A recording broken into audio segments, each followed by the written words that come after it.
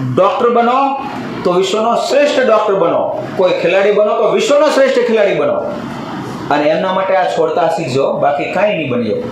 ખેડૂત બનો તો વિશ્વનો શ્રેષ્ઠ ખેડૂત બનો, જીવનમાં નેતા બનો તો વિશ્વનો શ્રેષ્ઠ નેતા બનીને દેખાડો. અને એ બધું ક્યારે પોસિબલ બનશે? બીજની રક્ષાથી. અને જીવનમાં તમને જ્યારે એવોર્ડ મળે અને ત્યારે સ્વીકારવા જાઓ ત્યારે આ સંદેશ આપજો આખા ભારત, ત્યારે તમને જોતું છે. અત્યારે તો આ 150 થી 170 બાળકો જોવે છે આ વસ્તુ, પરંતુ તમે જ્યારે આગળ વધશો ત્યારે આખો દેશ તમને સાંભળતો હશે ને ત્યારે તમારે શું સંદેશ આપવાનો છે આ, અને ત્યારે આખો દેશ બદલાશે. અને એમના માટે ટોપ ઉપર તમારે પહોંચવું અતિ આવશ્યક છે. અને આ તમે કરશો એ મને વિશ્વાસ છે. કરશો? અમે જીવનના વાસ્તવિક રસની બીજની રક્ષા કરીશું, કારણ કે એ બધી જ મુશ્કેલીઓનો હલ અને ઉપાય છે. માતા પિતા મને ખ્યાલ છે સફળતાનો જન્મ ક્યાંથી થાય છે, અને આજે વિશ્વનું આ શ્રેષ્ઠ રહસ્ય અને જ્ઞાન હું જાણી ચૂક્યો છું. હવે મારા આજના સંકલ્પો રહેશે. જીવન અમૂલ્ય છે, એમનો ઉપયોગ કરી અને આગળ વધીશ. પરિવાર અને રાષ્ટ્ર માટે કંઈક એવું કરીને જઈશ જેનાથી આખા ભારતને વિશ્વગુરુ પદ મળે. અને આ જ મારું જીવનનું લક્ષ્ય હશે. નમસ્કાર. સૌ પ્રથમ તો આપ સર્વને, આપના માતા પિતાને વંદન, આપના તમામ શિક્ષકોને વંદન કે જેમણે સરસ મજાના સેમિનારનું આયોજન કર્યું છે.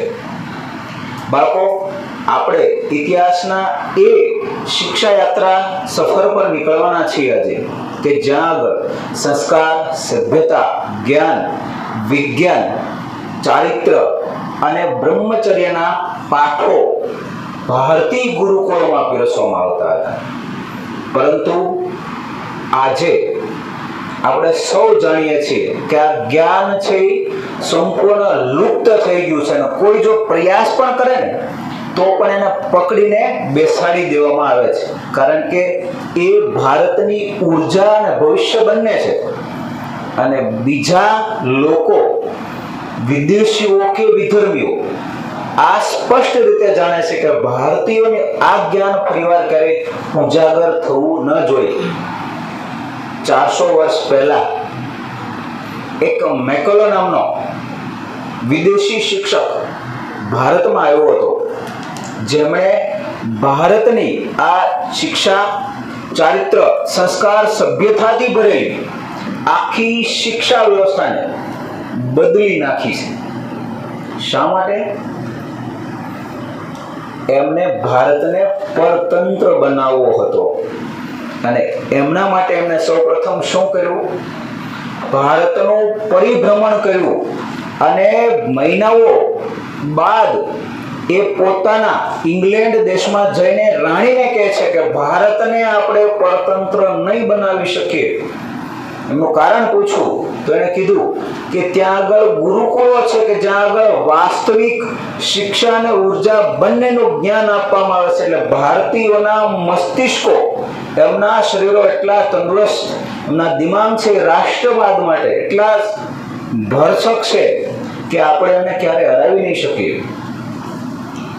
તો કરવું શું? એમના માટે મહામંથન ચાલ્યું. તો મેકલોએ વચન કીધું જે આપણા માટે સૌ માટે સબક છે. એણે કીધું કે એક પ્રયોગ છે, પરંતુ મને નથી લાગતો એમાં અમે સફળ થશું. પરંતુ જો સફળ થશું તો ભારત, જેને સોનાની ચીડિયા કહેવાતી, સાંભળજો, વિશ્વની 33% સંપત્તિ ભારત પાસે હતી, વિશ્વની શ્રેષ્ઠ સંસ્કૃતિ અને ધર્મનું જ્ઞાન ભારતમાં હતું. ત્યારની વાત છે. મેકોલે છે શું કહે છે? એક માત્ર પ્રયોગ છે, એમાં સફળ થશું તો આપણે માલામાલ બની જશું, અને નહીં તો આપણી જે સ્થિતિ છે ક્યારે આપણી બદલાશે નહીં. અને એ સમયે ઇંગ્લેન્ડ છે વિશ્વનો સૌથી ભિક્ષુક દેશ હતો, બરાબર યાદ રાખજો. અને નૈરો માણસ ગમે એ કરે પોતાના વેપાર માટે, અને વેપાર માટે તેણે શું શરૂ કર્યું તો કે ભારતના ગુરુકુળોમાં જે ગુરુઓ વાસ્તવિક જ્ઞાન આપે છે એમને પહેલા તો ભ્રષ્ટ કરી દો, ભારતની અને ભારતના યુવાની નજરમાં જેને કેવા કરી દો, નીચા દેખાડી દો, અને પછી જ આપણે ભારત પર શાસન કરી શકીશું. અને વાસ્તવમાં આ પ્રયોગમાં એ સફળ થયા. એમણે ત્યારના રાજાઓ અને જે પણ ખાસ વિશેષ વેપારીઓ હતા એમને કંઈક ને કંઈક ગિફ્ટ આપી અને પોતાના તરફ લીધા. અને ઋષિઓની જે પરંપરાગત જ્ઞાન, સંયમ, ચારિત્ર, બ્રહ્મચર્યનું જ્ઞાન હતું એમના પર સવાલ ઉઠાવ્યા અને એમને નીચા દેખાવ્યા ભારતની દ્રષ્ટિમાં. ત્યારબાદ ભારતના યુવાનો, વિદ્યાર્થીઓ એનાથી કેવા થયા? વેગળા. કહેવાય ને કે માતાના પિતાથી બાળક દૂર થાય તો કોઈ પણ એનો લાભ લઈ શકે છે, કારણ કે એમને વાસ્તવિક જ્ઞાન અને એની ધરોહરનું ભાન હોતું નથી. અને ભારતીય શિક્ષા વ્યવસ્થામાં મેકોલે શિક્ષાનો આરંભ થયો. ભારતીય વાસ્તવિક શિક્ષા લુપ્ત થઈ, કે જે આપણે સૌ જાણીએ છીએ. કાશી, વલ્લભી, સેંકડો નાલંદા વિદ્યાપીઠ, આ બધી સેંકડો ગુરુકુળો હતા. એ સમયે કહેવાય છે કે કરોડો ગુરુકુળો હતા કે જેમાં વિશ્વભરના વિદ્યાર્થીઓ અભ્યાસ અર્થે આવતા. પરંતુ હાલ આખો પ્રવાહ અલગ થઈ ગયો છે. ભારતના વિદ્યાર્થીઓ વિદેશ ભણવા માટે જાય છે, જ્યારે આપણી શિક્ષા અહીં આવીને ધ્વસ્ત કોણ કરી ગયું તો કે અંગ્રેજો. આ શિક્ષા, આ પદ્ધતિ ફરીવાર શરૂ થવી જોઈએ. બાળકોને યુવાવસ્થામાં જ અને વિદ્યાર્થી કાળમાં શ્રેષ્ઠ જ્ઞાન મળવું જોઈએ. હાલ માનસિકતા અને આસપાસનું વાતાવરણ એવું છે, અભદ્ર અને અશ્લીલ એડવર્ટાઇઝ, છાપાઓની પૂર્તિઓ, વેબ સિરીઝ, ફિલ્મ, આ બધી જગ્યાએ આપણે આપણા જીવનના જે વાસ્તવિક બીજ છે એમને રક્ષા કરવામાં નિષ્ફળ રહીએ છીએ. માટે જ આપણે જીવનમાં જે લક્ષ્ય નક્કી કર્યો છે એ પાર નથી કરી શકતા. પરંતુ આજે એવી જ કંઈક વાતો કરવી છે જે તમારા જીવનમાં બદલાવ લાવશે. તમારી અંદર દુવિધા છે, આ શ્રેષ્ઠ છે કે આ શ્રેષ્ઠ, એ દુવિધાનું સમાધાન લાવશે. સૌપ્રથમ તો તમારા માતા પિતાને વંદન કે જેમણે આવા સેમિનારો માટે, આવી શિક્ષા માટે અહીં તમને મંજૂરી આપી છે અને અમારા પર એટલો વિશ્વાસ જતાવ્યો છે કે જે છેલ્લા 4 વર્ષોમાં, એમાં 2 વર્ષ તો કોરોનાના, આમ છતાં પણ તળાજાની પ્રથમ નંબરની સ્કૂલ બનવામાં અમને સહકાર આપ્યો છે. બદલ તમારા માતા પિતા, અને સૌ પ્રથમ એ માતા પિતાને કે જે બાળકને રાષ્ટ્રવાદી અને સંસ્કારો ભર્યું રામાયણ મહાભારતના પાત્રોનું જ્ઞાન આપે છે, ઇતિહાસના, વેદોનું, ઉપાસના અને સાધના બંનેનું જ્ઞાન આપે છે. એવા બાળકો, એવા યુવાનો અને માતા પિતાને સૌપ્રથમ તો પ્રણામ કરીશ ને વારંવાર પ્રણામ કરીશ, કારણ કે એ જ ભારતને ભારત બનાવી રાખવામાં મહેનત કરે છે અને એ જ ભારતના સાચા હીરાઓ છે. બાકી આપણે જોઈએ છીએ ને આજે હીરાઓ પણ વિમલની એડવર્ટાઇઝમાં આવી જાય, દાને દાને મેં કેસર કા દામ. શું આપો છો તમે? તમને અમે હીરા શા માટે માનીએ? તમારી પાછળ પૈસા શા માટે બગાડીએ? આ વાસ્તવિકતાથી આપણે સૌએ અલગ થવું જોશે અને જે વાસ્તવમાં હીરા છે એનું સન્માન કરવું પડશે. ત્યારે જ આપણે સત્ય જાણી શકીશું. આગળ આપણે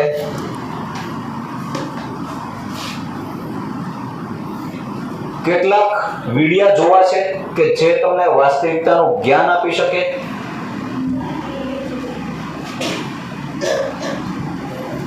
शिव के जीवन का महत्वपूर्ण पहलू ये है कि उन्होंने कभी अपना शुक्राणु नहीं गिराया। तो हमारे पास चमड़ी है, हमारे पास चमड़ी के ऊपर की कोशिकाएं हैं, हमारे पास बाल हैं, हमारे शरीर के अनेक पहलू हैं। इन सारी कोशिकाओं की कुछ न कुछ क्षमताएं हैं, लेकिन सीमन की क्षमता का स्तर जबरदस्त है। केवल सीमन के साथ ही नहीं, अपने मन और शरीर के हर आयाम को आप किसी जबरदस्त चीज में रूपांतरित कर सकते हैं।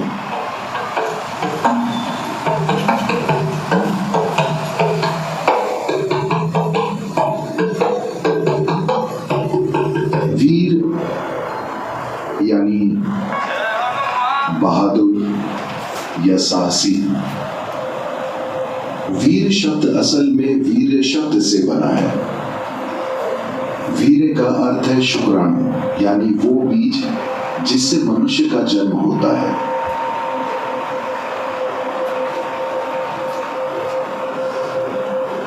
ये दोनों पहलू आपस में जुड़े हुए हैं, यानी शिव के जीवन का महत्वपूर्ण पहलू ये है कि उन्होंने कभी अपना शुक्राणु नहीं गिराया। तो इसका महत्व बस यही है कि शरीर की बुनियादी जीवन ऊर्जा को शारीरिक रूप से बिखेरने और बच्चे पैदा करने के बजाय उन्होंने उसी ऊर्जा का इस्तेमाल चेतना के शिखर पर पहुंचने के लिए किया। उनकी ऊर्जा सिर के ऊपर से बिखरती है। किसी भी योगी को तब तक योगी नहीं कहा जा सकता जब तक कि वे अपने सिर के ऊपर से ऊर्जा नहीं छलका दे। जब कोई इंसान बच्चे पैदा करने की प्रक्रिया में शामिल नहीं होता है, तब स्वाभाविक रूप से उसका शरीर से लगाव बहुत कम हो जाता है। जब उसका शरीर से लगाव बिल्कुल कम हो जाता है, तब उसमें डर की भावना मौजूद नहीं होती है, और जब डर नहीं होता तो वो स्वाभाविक रूप से बहादुर होता है। वीरता इसी का परिणाम है।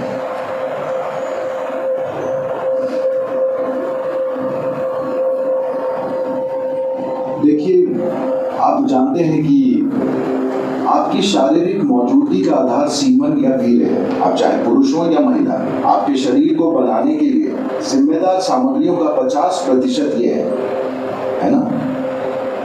हमारे पास चमड़ी है, हमारे पास चमड़ी के ऊपर की कोशिकाएं हैं, हमारे पास बाल हैं, हमारे शरीर के अनेक पहलू हैं। आप जानते हैं दिल, गुर्दा, लिवर वगैरह वगैरह।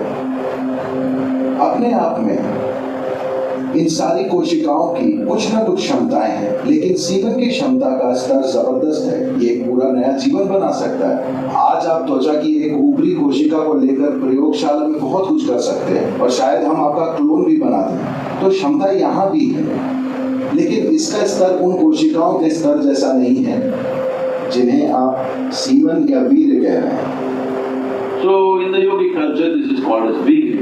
तो योग संस्कृति में हम इसे वीर कहते हैं। वीर को हम वज्र भी कहते हैं, जिसका अर्थ है स्थिरता या हीरा, जो सबसे कठोर चीज है। तो मानव शरीर में वीर को वज्र की तरह समझा जाता है, जिसका अर्थ है कि अगर आप इसका उपयोग करना जानते हो तो ये सबसे शक्तिशाली चीजों में से एक। लेकिन क्या इस शरीर की किसी भी चीज को एक दूसरे स्तर पर काम करने के लिए रूपांतरित किया जा सकता है? बिल्कुल।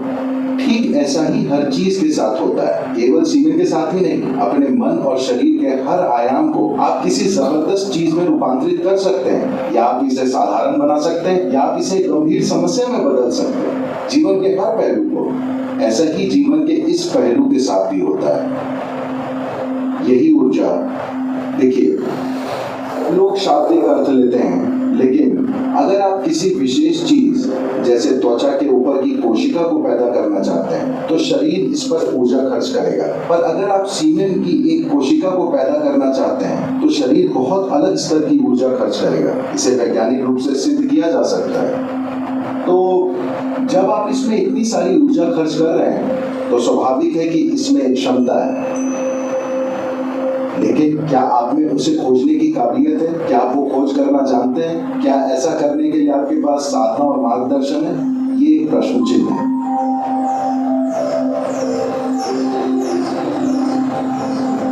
उदाहरण के लिए कोई माउंट एवरेस्ट पर चढ़ाई करना चाहता है, ठीक है, वो साल तैयारी करता है, शायद पूरी जिंदगी तैयारी करता है, फिर वो बहुत कठोर मौसम में जाता है, जीवन का हर सुख छोड़ते हुए, सुविधाएं, परिवार, सम्मान, हर उस चीज का त्याग करता है जिसे आम लोग आमतौर पर पाना चाहते हैं, सिर्फ पहाड़ पर चढ़ने के लिए। पर क्या आपको वाकई लगता है कि ये त्याग है, या वो अपने जीवन में ऐसी संभावना को सच कर रहा है जिसकी आप कभी कल्पना भी नहीं कर सकते? यही ब्रह्मचर्य है। ब्रह्मचर्य शब्द का मतलब है ब्रह्म मतलब परम, चर्य मतलब मार्ग। ये परम के मार्ग पर है, या दूसरे शब्दों में वे छोटी चीजों से संतुष्ट होने को तैयार नहीं। तो हर वो व्यक्ति जिसने अपने जीवन में कुछ सार्थक रचा है, उसने स्वाभाविक रूप से उन मामूली सुखों का त्याग किया है जो दूसरों के पास है, क्योंकि आप कुछ रचना चाहते हैं, है ना? क्या ये हर उस आदमी या औरत के लिए सच नहीं है जिसने अपने जीवन में कुछ सार्थक किया है? यही बात ब्रह्मचर्य के साथ है, वे परम सत्य के मार्ग पर है। इसके कारण उनका ध्यान उन चीजों पर नहीं जाता जिन्हें वे कीमती समझते हैं।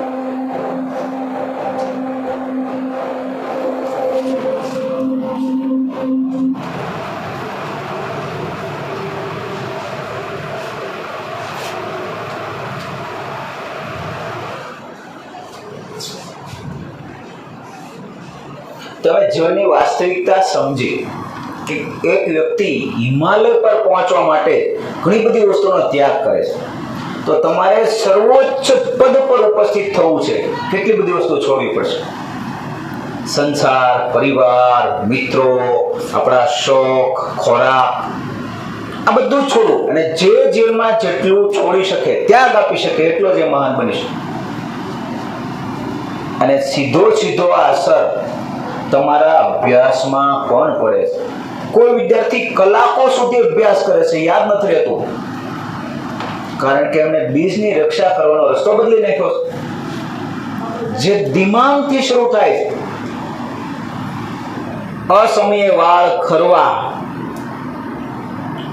અસમયે શરીરમાં સ્ફૂર્તિ જતી રહેવી, માનસિક રીતે હતાશા આવવી, ચિંતા આવવી, મનમાં કે દિવસ દરમિયાન બગાસા, આળસ આવવી, જન્મમાં આ બધી જ વસ્તુઓ એક જ વસ્તુ સૂચવે છે કે એમની પાસે વિશ્વની સૌથી કિંમતી વસ્તુ કે જેને બીજ કહે, તમે નામમાં સાંભળો, હું એને બીજ કહીશ, તમે સમજશો, બરાબર ને? એમની રક્ષા કરવાનું છોડ્યું માટે જ કોઈ બાળક કમજોર છે. જે પણ જીવનમાં સફળ છે, વિવેકાનંદ, ભીષ્મ પિતામહ, અભિમન્યુ, આ બધા જ વ્યક્તિઓની પાછળ, લાઈવ ઉદાહરણ આપણે નરેન્દ્ર મોદીભાઈ લઈ લો, એમની બધાની પાછળ આ બીજની રક્ષા સિવાય અન્ય કોઈ વસ્તુ નથી. આ વાસ્તવિકતા જાણી લો. આજે લાખો કરોડોમાં એક વ્યક્તિ આવો મહાન જોવા મળે છે. જ્યારે 1300 વર્ષ પહેલા જ્યારે ગુરુકુળો હતા, ત્યારે ઘરે ઘરે આવો યુવાન જોવા મળતો, દિદીપ્યમાન યુવાન કે જે વિશ્વને અચંબિત કરી જાય. અભિમન્યુ જોઈ લો, અર્જુન જોઈ લો, ભીમ જોઈ લો, સહદેવ, નકુલ, કૃષ્ણ, બલરામ, અને સામેના દુશ્મનો પણ કમજોર નહોતા, કારણ કે આ વસ્તુ તો એ પણ જાણતા. અને આપણે તો આજે આ ભૂલી ગયા છીએ. માટે જ ભારત વર્ષની તમામ ઘટનાઓ, તમામ પરિસ્થિતિ પાછળ માત્ર ને માત્ર આ એક કારણ જવાબદાર છે. મેકોલે શું કર્યું? લોકોને આ વાસ્તવિકતાથી છોડા પાડી દો, કમજોર બનાવી દો, પછી એમના પર આપણે શાસન કરી શકશું. અને કર્યું, એ સફળ થઈ ગયા. તો હવે શું આ વિપરીત પરિસ્થિતિને આપણે ફરીવાર પરિવર્તિત કરી શકીએ? ભારત વર્ષના દરેક બાળક સુધી આ પહોંચાડી શકીએ? અને એમના માટે તમારા બધાનો સહકાર જોઈએ. તમે એક એક લાખ લાખ કહેવાય ને યુવાનોની શક્તિ બરાબર છો. જો આજથી કોઈ દ્રઢ સંકલ્પ લઈ લો કે જીવનમાં આ વસ્તુનો નાશ તો હું નહીં કરું, ખરાબ સંગતિ, ખરાબ દોસ્તો, આ બધું જ છોડીને માત્ર તમારે આ બીજની રક્ષા કરવાની છે. એમના માટે મેક્સિમમ સમય આપો.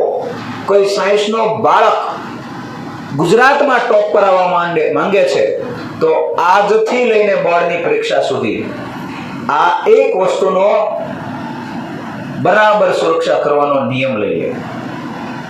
ગેરંટી આપું છું તમને આ શક્ય બનશે. કોઈ 10મા ધોરણનો બાળક છે, ભલે 40% વાળો છે, 90% બહાર લાવવા માંગે છે, આ એક વસ્તુની રક્ષાનો નિયમ આજથી લઈ લે, ચોક્કસ આવી જશે. 90 દિવસમાં તમે ધ્યાનથી તમારા દિમાગને તાકાતવર બનાવો છો, પરંતુ બીજી ઇફેક્ટિવ અસર અમુક બાળકો એમ કહેશે કે ધ્યાન નથી લાગતું, એમની પાછળ પણ આ બીજનો નાશ જવાબદાર છે. બાળક આજે 13 વર્ષે આ વસ્તુનો નાશ કરવાનું શીખી જાય છે. રામની સગાઈ અને લગ્ન થયા ત્યારે 29 વર્ષના હતા, બરાબર યાદ રાખજો. એમના ગુરુને એ ખ્યાલ હતો. આપણે એક હજી પણ ઉદાહરણ લઈએ.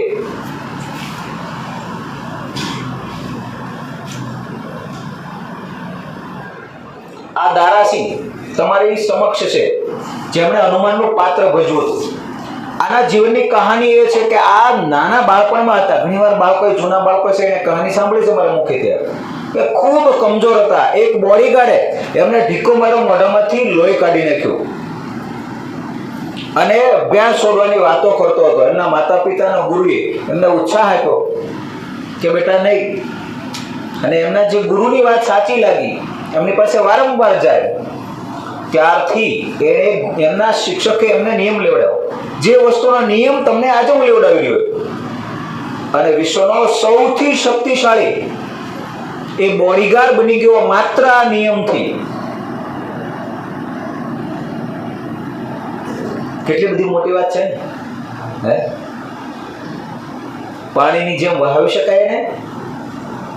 કેટલું કિંમતી છે. ધનની, બીજા કોઈ સંપત્તિની, કોઈની રક્ષા કરવાની જરૂર નથી. આ એક વસ્તુની રક્ષા કરી લો, દુનિયાની બધી શક્તિઓ તમારી પાસે આવી જશે. હનુમાનજીનું પાત્ર, માત્ર જીવનમાં એમની પાસે કશું જ નથી, માત્ર આ એકની રક્ષા કરીએ જીવનભર. બ્રહ્મચર્ય. એ કુબેર પાસે જાય તો મોટા ધનના ઢગલા લઈને આવે, તાકાત નથી ઓલા રોકીએ પડ્યા. ઇન્દ્ર પાસે જાય તો ઇન્દ્રસ્થાન લઈ લે. રાવણ પાસે જાય તો આખી લંકા લગાવીને આવે. સમુદ્ર, વિશ્વનો મોટો મોટો સમુદ્ર લાંઘીને જાય એક કૂદકા ઉપર. કે જે રાક્ષસો દેવી શક્તિઓથી પ્રભાવિત હતા, એમને એક પણ પ્રભાવ આની પર ન પડે. ઘડીક નાના થાય, ઘડીક મોટા થાય, ઉડી શકે, અલોપ થઈ જાય, પ્રગટ થઈ શકે. આસમાન, સ્વર્ગમાં જીવતા શરીર રહ્યા છે, કોઈ રોકે જ નહીં. કોણ એનો સામનો કરે? બ્રહ્મા, વિષ્ણુ, મહેશ? કોઈની તાકાત નથી. કોણ હનુમાનનો સામનો કરે? એને કોઈ વસ્તુની જરૂર છે? શા માટે? પોતાનામાં મસ્ત છે. એની 7 ચક્રો છે એ જીવિત છે, સક્રિય નાખ્યા કે જ્યાંથી આખું વિશ્વનું સંચાલન થાય. એ ધારે બેઠા બેઠા પોતાની જગ્યાએથી કરી શકે. તમને કહું ને, શ્રદ્ધાનો વિષય આ છે. અમુક બાળકોના મનમાં એવું હોય છે, હનુમાન દાદા થોડા આવે, હનુમાન ચાલીસા નહીં. તમારી જેટલી શ્રદ્ધા હોય એટલું ત્યાંથી બેઠા બેઠા આવી શકે. આખું બ્રહ્મ છે, એને જ આખા બ્રહ્માંડની રચના કરી છે. અને બધા જ જીવની અંદર બ્રહ્મ છે. બ્રહ્મથી બ્રહ્મનો કનેક્શન થાય એટલે જગતમાં પરિવર્તન આવે. અહેતિક અને અહેતુક બધી જ કૃપાઓ તમારી ઉપર વરસે. આધ્યાત્મિક ઉન્નતિ થાય. કેટલાક બાળકોની છે આંખો કાળી પડી ગઈ હોય, કેટલાકના શરીર હું જોઉં છું આજે પતલા હોય, કેટલાકના વિચારો નબળા હોય. આ બધા જ પાછળ માત્ર આ એક ભૂલ છે. ભૂલ્યા છો? આજથી દ્રઢ સંકલ્પ લ્યો. દારાસિંહની માફક ખૂબ દુબળો પાતળો, થોડા જ મહિનાઓના, થોડા જ વર્ષમાં તાકાતવાળો બન્યો. અને જે બોડીગાર્ડ એને મારતો હતો એમને એક ઢીકો વાહવામાં નાખ્યો, કરોડરજ્જુ તોડી નાખી. સાંભળજો, એટલી શક્તિ હતી એમની પાસે. કારણ કે એને વાસ્તવિક રહસ્ય જાણી લીધું હતું કે મારે જો કંઈક મેળવવું છે, આની રક્ષા કરીને જ મેળવી શકીશ. બાકી કોઈ વસ્તુની રક્ષાથી મેળવી શકીશ નહીં. બુદ્ધિમાં પણ, શક્તિમાં પણ અને શબ્દોમાં પણ પ્રભાવ એમનો આવી ગયો. એ આ દારાસિંહ તમે સાંભળતા હશો, 6 ફૂટ અને 2 ઇંચ લાંબા જીવનકાળ દરમિયાન 500 થી પણ વધારે વિશ્વના બોડીગરોની વાત છે હો, મારા તમારા જેવા નહીં. એમની સાથે લડાઈઓ લડી અને એક પણ મેચ નહીં હારવાનો વૈશ્વિક રેકોર્ડ આ પાસે છે. 200 કિલો વજનનો આ અટ્ટોકટ્ટો માણસ જય શ્રી રામ બોલે ને ત્યાં પણ જે કરોડો લોકો જોતા હોય ને રામાયણ, હે, એમને પ્રાણ ફૂંકી દે. હવે એવડો પતલો હોય જય શ્રી રામ બોલે તો પોતાના માટે બોલે એવું લાગે, આ તો આખા જગતને હરાવે. આ વાસ્તવિક રૂપ આપણે ફરીવાર વિડીયો તરફ જઈએ.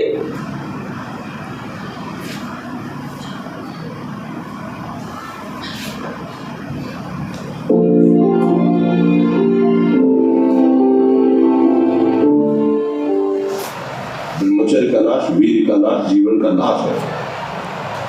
ब्रह्मचर्य अगर सही है, आपने किसी तरह इधर સાંભળતા પહેલા આ વ્યક્તિ વિશે કહી દો. આ એ ઋષિ છે કે જેમના છેલ્લા 22 વર્ષથી બંને કિડનીઓ ફેલ છે. સાંભળજો, જીવન મુશ્કેલ છે. માત્ર એક બ્રહ્મચર્ય બીજની રક્ષાથી જીવિત છે. મોતને કેટલી વાર લાઈવ હરાવ્યું છે. એમના ચહેરા પર તેજ જો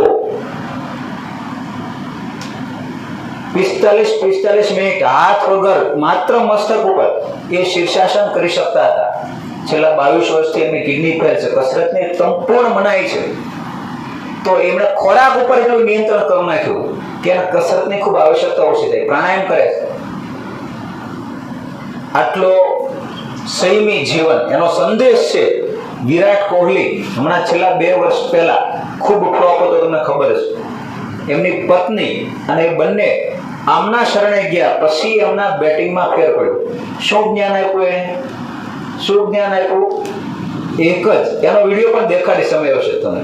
આમાં મેં ડાઉનલોડ નથી કર્યો, પણ આમની પાસે જો એને સીધો સંદેશ તમને લાઈવ દેખાડીશ કે બ્રહ્મચર્ય બેટા, આ તું ભૂલ્યો છો એટલે તું પડ્યો છે.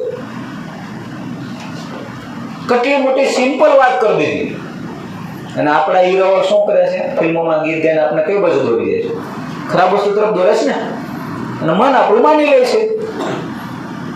તો આ વસ્તુ એમની પાસે સાંભળી આપણે. तो ये प्रश्न ही नहीं रहेगा. जिधर दृष्टि डालोगे उधर जय होती चली जाएगी.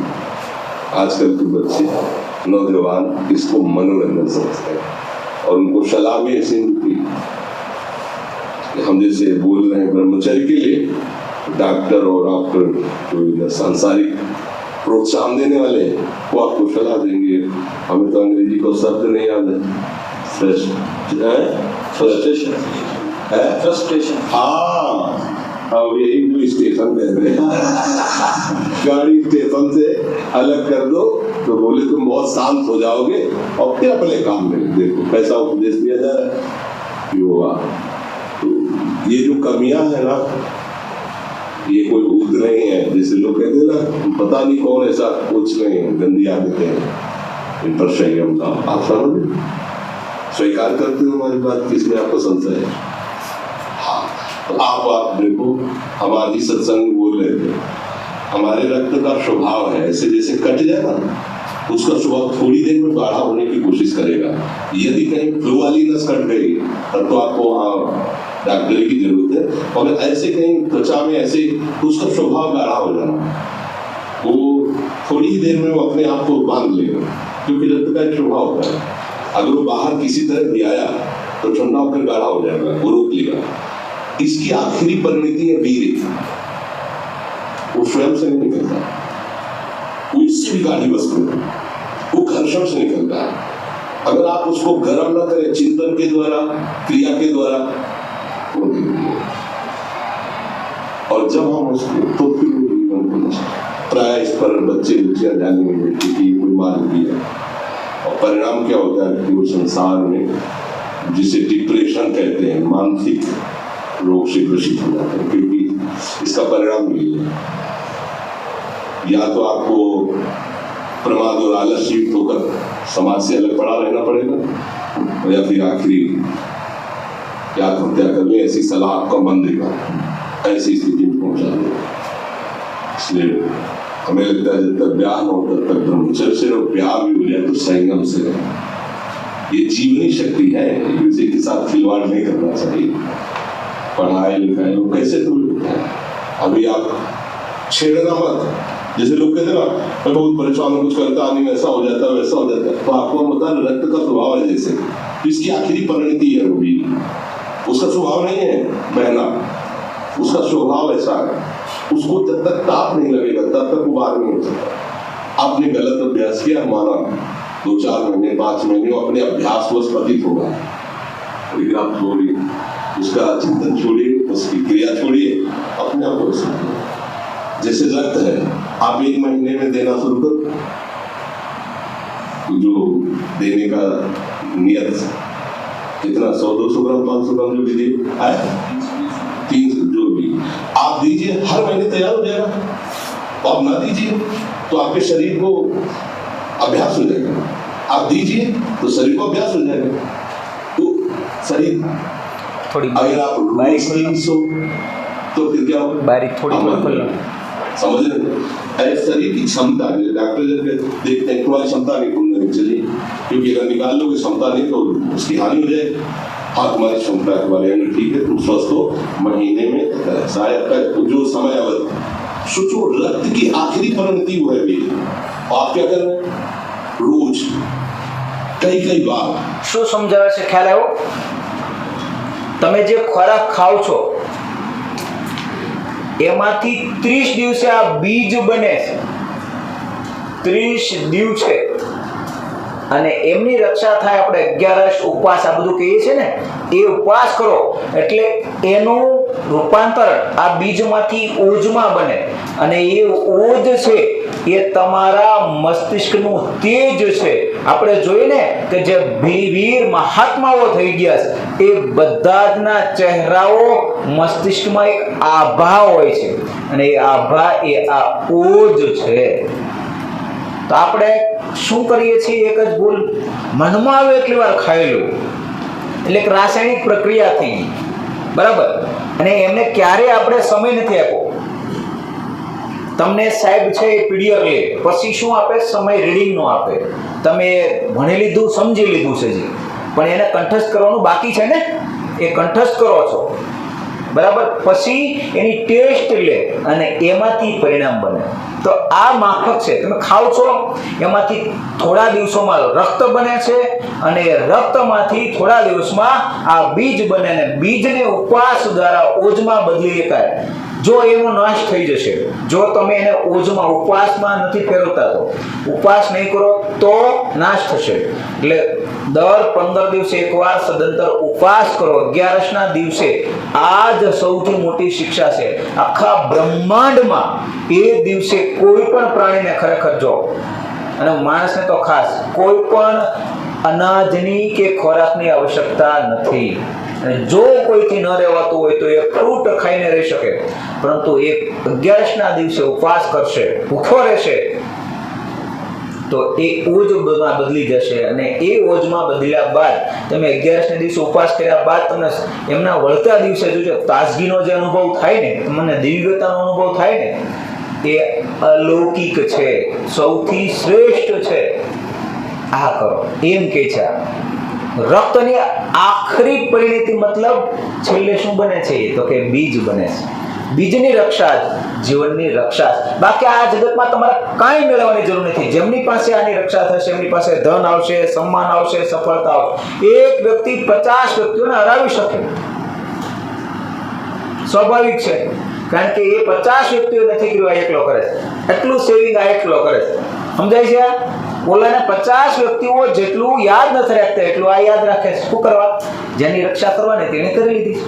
જગતમાં એને કોઈ હરાવી શકશે નહીં। સચિન તેંડુલકર, વિરાટ કોહલી, મહેન્દ્રસિંહ ધોની કંઈક ને કંઈક આ વસ્તુ કરે છે, એટલા માટે લોકો એમને ચાહે છે। બાકીના સેંકડો આવીને જાય છે અને આ ભૂલ કરીને જતા રહે છે। તો તમારે શ્રેષ્ઠ બનવું છે તો આની રક્ષા કરો। ફરીવાર તમારે મુશ્કેલીમાં બેઠાવું છે તો મિત્રો, બીજા છલચિત્રો, આ બધાનો વિશ્વાસ કરી લો। શ્રેષ્ઠ માર્ગ આ છે।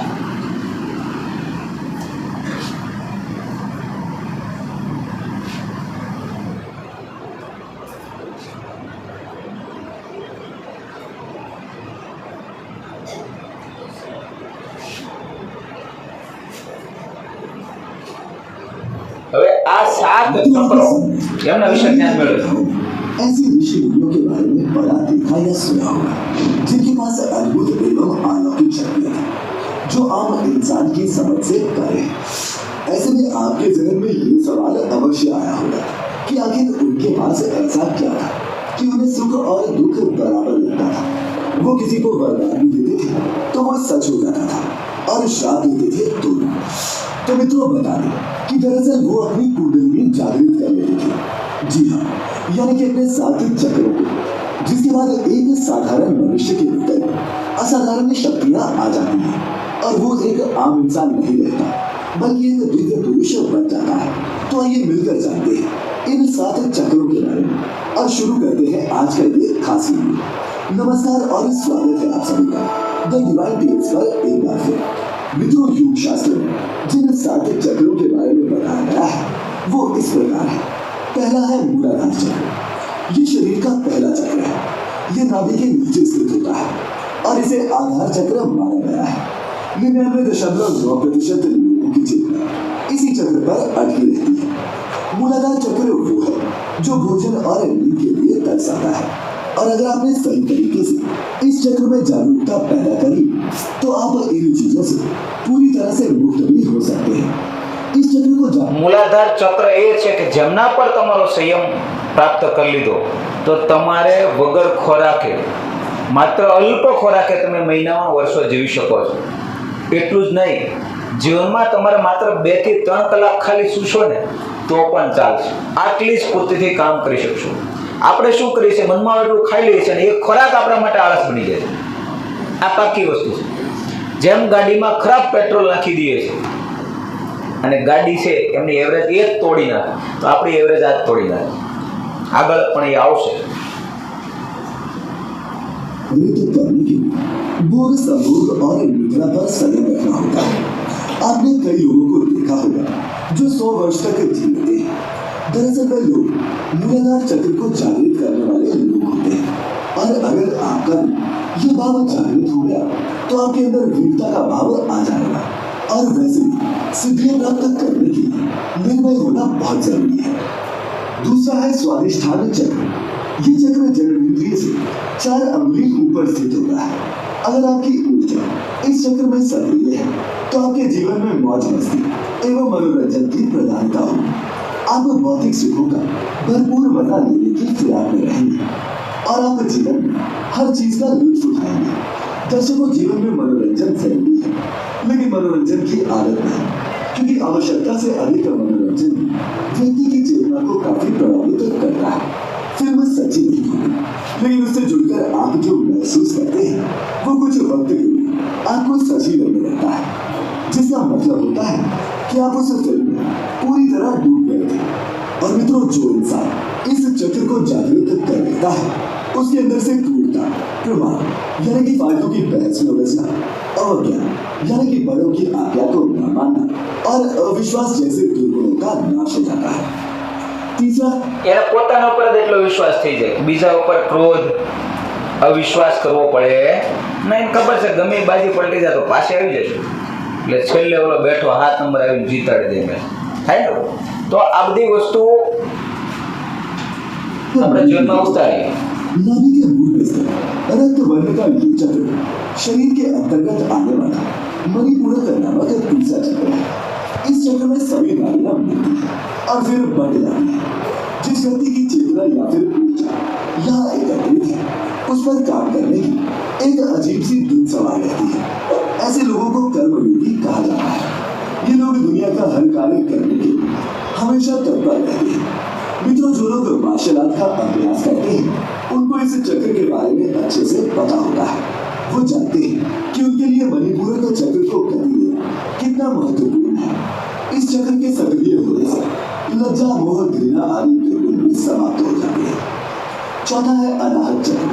हृदय स्थल में स्थित स्वर्णिम वर्ण का सुशोभित चक्र ही अनाहत चक्र कहलाता है।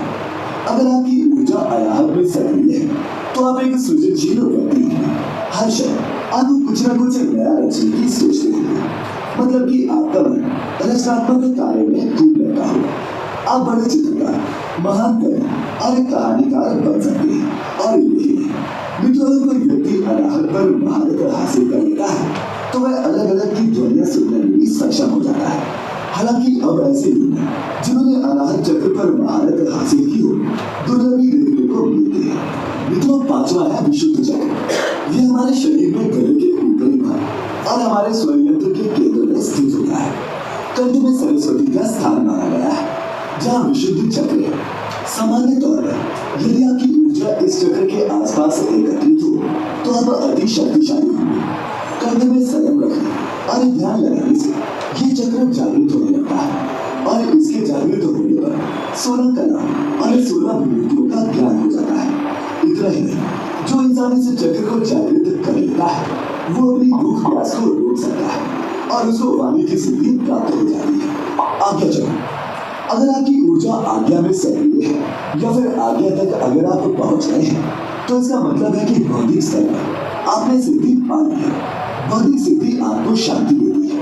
आपके अनुभव में भले ही ये वास्तविक ना हो, लेकिन जो भौतिक सिद्धि आपको हासिल हुई है वह आपने एक स्थिरता और शांति लाई है। आपके आसपास चाहे कुछ भी हो रहा हो या फिर कैसी भी परिस्थितियां हो, उससे कोई फर्क नहीं पड़ता। यानी कि इसके जागृत होने पर कोई भी मनुष्य सिद्ध पुरुष की श्रेणी में आ जाता है। और मित्रों, सातवां और आखिरी चक्र है सहस्त्रार चक्र। एक बार इंसान की ऊर्जा વિવેકાનંદ છે તમે પાઠ સાંભળ્યા છે ને કે એની બાજુમાંથી સાપ ને અજગર ને આવીને વ્યા જાય, ધ્રુવ ને પણ અજગર ને સાપ જ આવીને વ્યા જાય, વિટાળાને વ્યા જાય, ખબર ન રહે તો એ શું છે?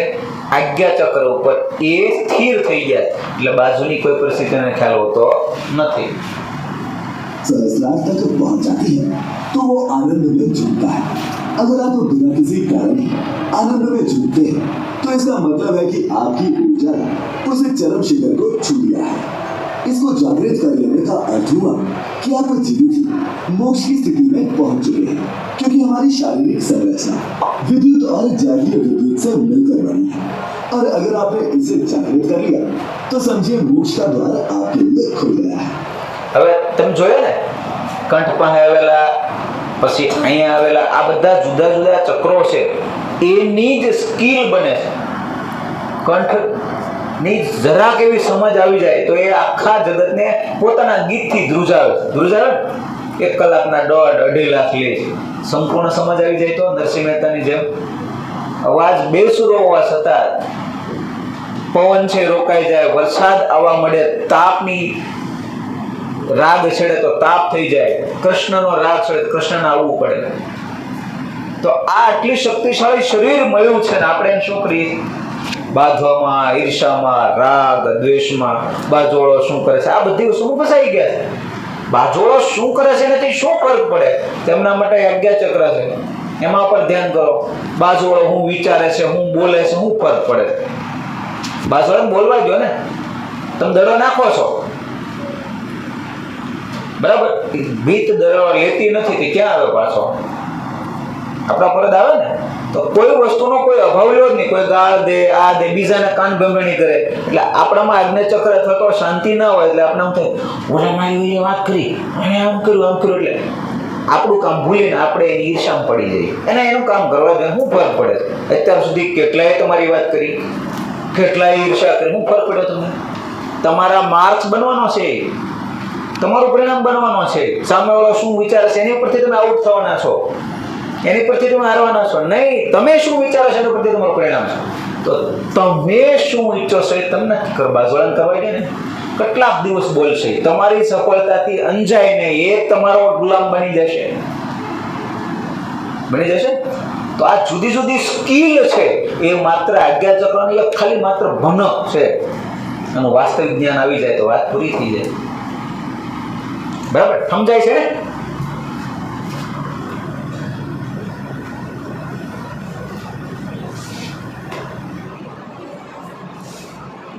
આ નીંદની વાત કહું, योग का एक पहलू या एक उद्देश्य ये है कि नींद को कम कैसे किया जाए। हाँ, क्योंकि नींद मृत्यु है। अगर पाइनियल का रिसाव बढ़ जाए, आमतौर पर भारत में इसे अमृत जीवन या अमृत कहा जाता है। अगर अमृत बहने लगे तो एक चीज ये होगी कि नींद कम हो जाएगी, क्योंकि नींद मृत्यु है। अगर किसी दिन रिसाव बहुत ज्यादा हो तो आप बिल्कुल नहीं सो पाएंगे, ये आम बात है। दूसरी चीज है वो खाना जो आप खाते हैं, अगर इसे मुंह में चबाया जाए तो आप सुबह 3:30 पर उठ जाएंगे।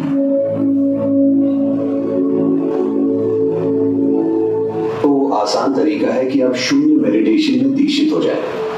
शांभवी से ऐसा होना चाहिए। ज्यादातर लोगों के लिए शांभवी ऐसा कर देती है। अगर शांभवी आपके लिए काम ना करे और अगर आप शून्य ध्यान में दीक्षित हो जाएं तो आप देखेंगे कि उससे नींद की समस्या ठीक हो जाएगी।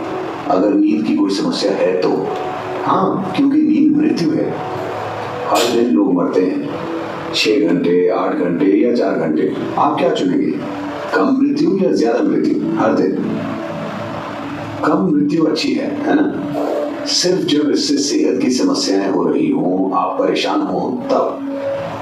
अगर काम करते समय आपकी स्थिति ऐसी हो जैसे आपकी मशीन में चिकनाई की कमी है, नींद सिस्टम के लिए लुब्रिकेशन का काम करती है। जरूरत से कम नींद से आपके अंदर हर चीज में टकराव पैदा हो जाता है। हर इंसान को एक बराबर नींद लेना जरूरी नहीं है, ये बहुत ही गलत विचार है। अलग अलग लोगों को अलग अलग स्तर की नींद की जरूरत होती है और योग का एक पहलू या एक उद्देश्य ये है कि नींद को कम कैसे किया जाए, क्योंकि सोते समय आप जीवन नहीं जी पाते हैं, है ना? लोग कहते हैं हम नींद का आनंद लेते हैं। कोई भी नींद का आनंद नहीं ले सकता। आप उस आराम का आनंद लेते हैं जो आपको नींद से मिलता है। नींद का आनंद लेने का कोई तरीका नहीं है। In sleep, both you and the world are obliterated. If you're really sleeping. क्योंकि नींद में आप और दुनिया दोनों का अस्तित्व मिट जाता है। अगर आप वाकई सो रहे हैं तो सुबह 5:30 बजे आप सोने का बहाना करते हैं। उसमें खुशी हो सकती है, उसमें सुख हो सकता है, मैं समझता हूँ। जब घंटी बज रही हो तब आप सोने का बहाना करते हैं, उसमें सुख है, मैं इनकार नहीं कर सकता। मगर जब आप वाकई सो रहे हो तब आपको पता नहीं होता कि वो क्या है। आप वहां मौजूद ही नहीं होते, तो आप नींद का आनंद नहीं ले सकते। लेकिन नींद के नतीजे का हम आनंद लेते हैं। नींद से हमें जो मिलता है आराम के रूप में, तनाव मुक्ति के रूप में, सिस्टम के सुधार के रूप में, हम उसका आनंद लेते हैं। तो अगर आप में ये सुधार बहुत अच्छे से हो रहा है तो हो सकता है कि जितनी नींद की आपको जरूरत है उसमें भारी कमी आ जाए। ये एक पहलू है। कुछ दिन पहले कोई मुझसे पाइनियल ग्लैंड के बारे में पूछ रहा था। अगर पाइनियल का रिसाव बढ़ जाए, आमतौर पर भारत में इसे अमृत जीवन या अमृत कहा जाता है। अगर अमृत बहने लगे तो एक चीज ये होगी कि नींद कम हो जाएगी, क्योंकि नींद मृत्यु है। अगर किसी दिन रिसाव बहुत ज्यादा हो तो आप बिल्कुल नहीं सो पाएंगे, ये आम बात है। तो जिस भी वजह से आप सो रहे हैं या नहीं सो रहे या पर्याप्त नहीं सो रहे हैं, अगर ये एक मुद्दा है तो सुबह देखिए कि कैसा महसूस हो रहा है। अगर अच्छा महसूस हो रहा है और आप पूरे दिन सक्रिय हैं तो नींद के बारे में भूल जाइए। अगर आप बिना नींद के बिल्कुल अच्छे से रह सकते हैं तो परेशानी क्या है? ऐसा फिलहाल नहीं होगा, लेकिन अगर ऐसा होता है तो परेशानी क्या है, मैं पूछ रहा हूँ। जब आप जीवन को संभालना नहीं जानते, सिर्फ तभी आप दिन में 12 घंटे सोना चाहते हैं, है ना? ये जीवन से भागना हो। अगर आप बिना किसी कारण के ज्यादा सोना चाहते हैं तो एक तरह से ये आत्महत्या है।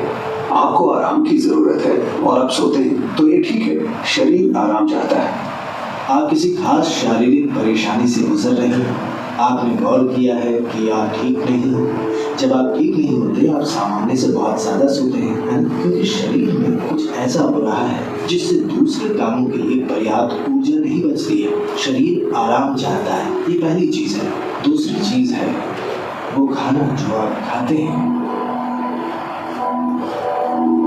तो अगर आपको ये करना चाहिए।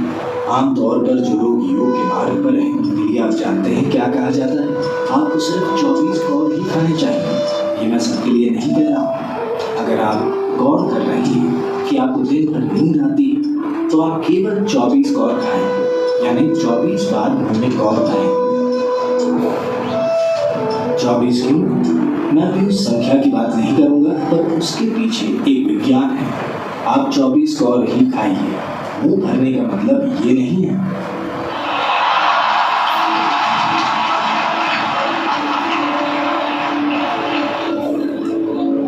So essentially, you're under stress. तो असल में आपकी सतर्कता इससे तय होती है कि आप अपनी ऊर्जा को कितने अच्छे से संभालते हैं। और अगर आप ध्यान करना चाहते हैं तो ये महत्वपूर्ण है।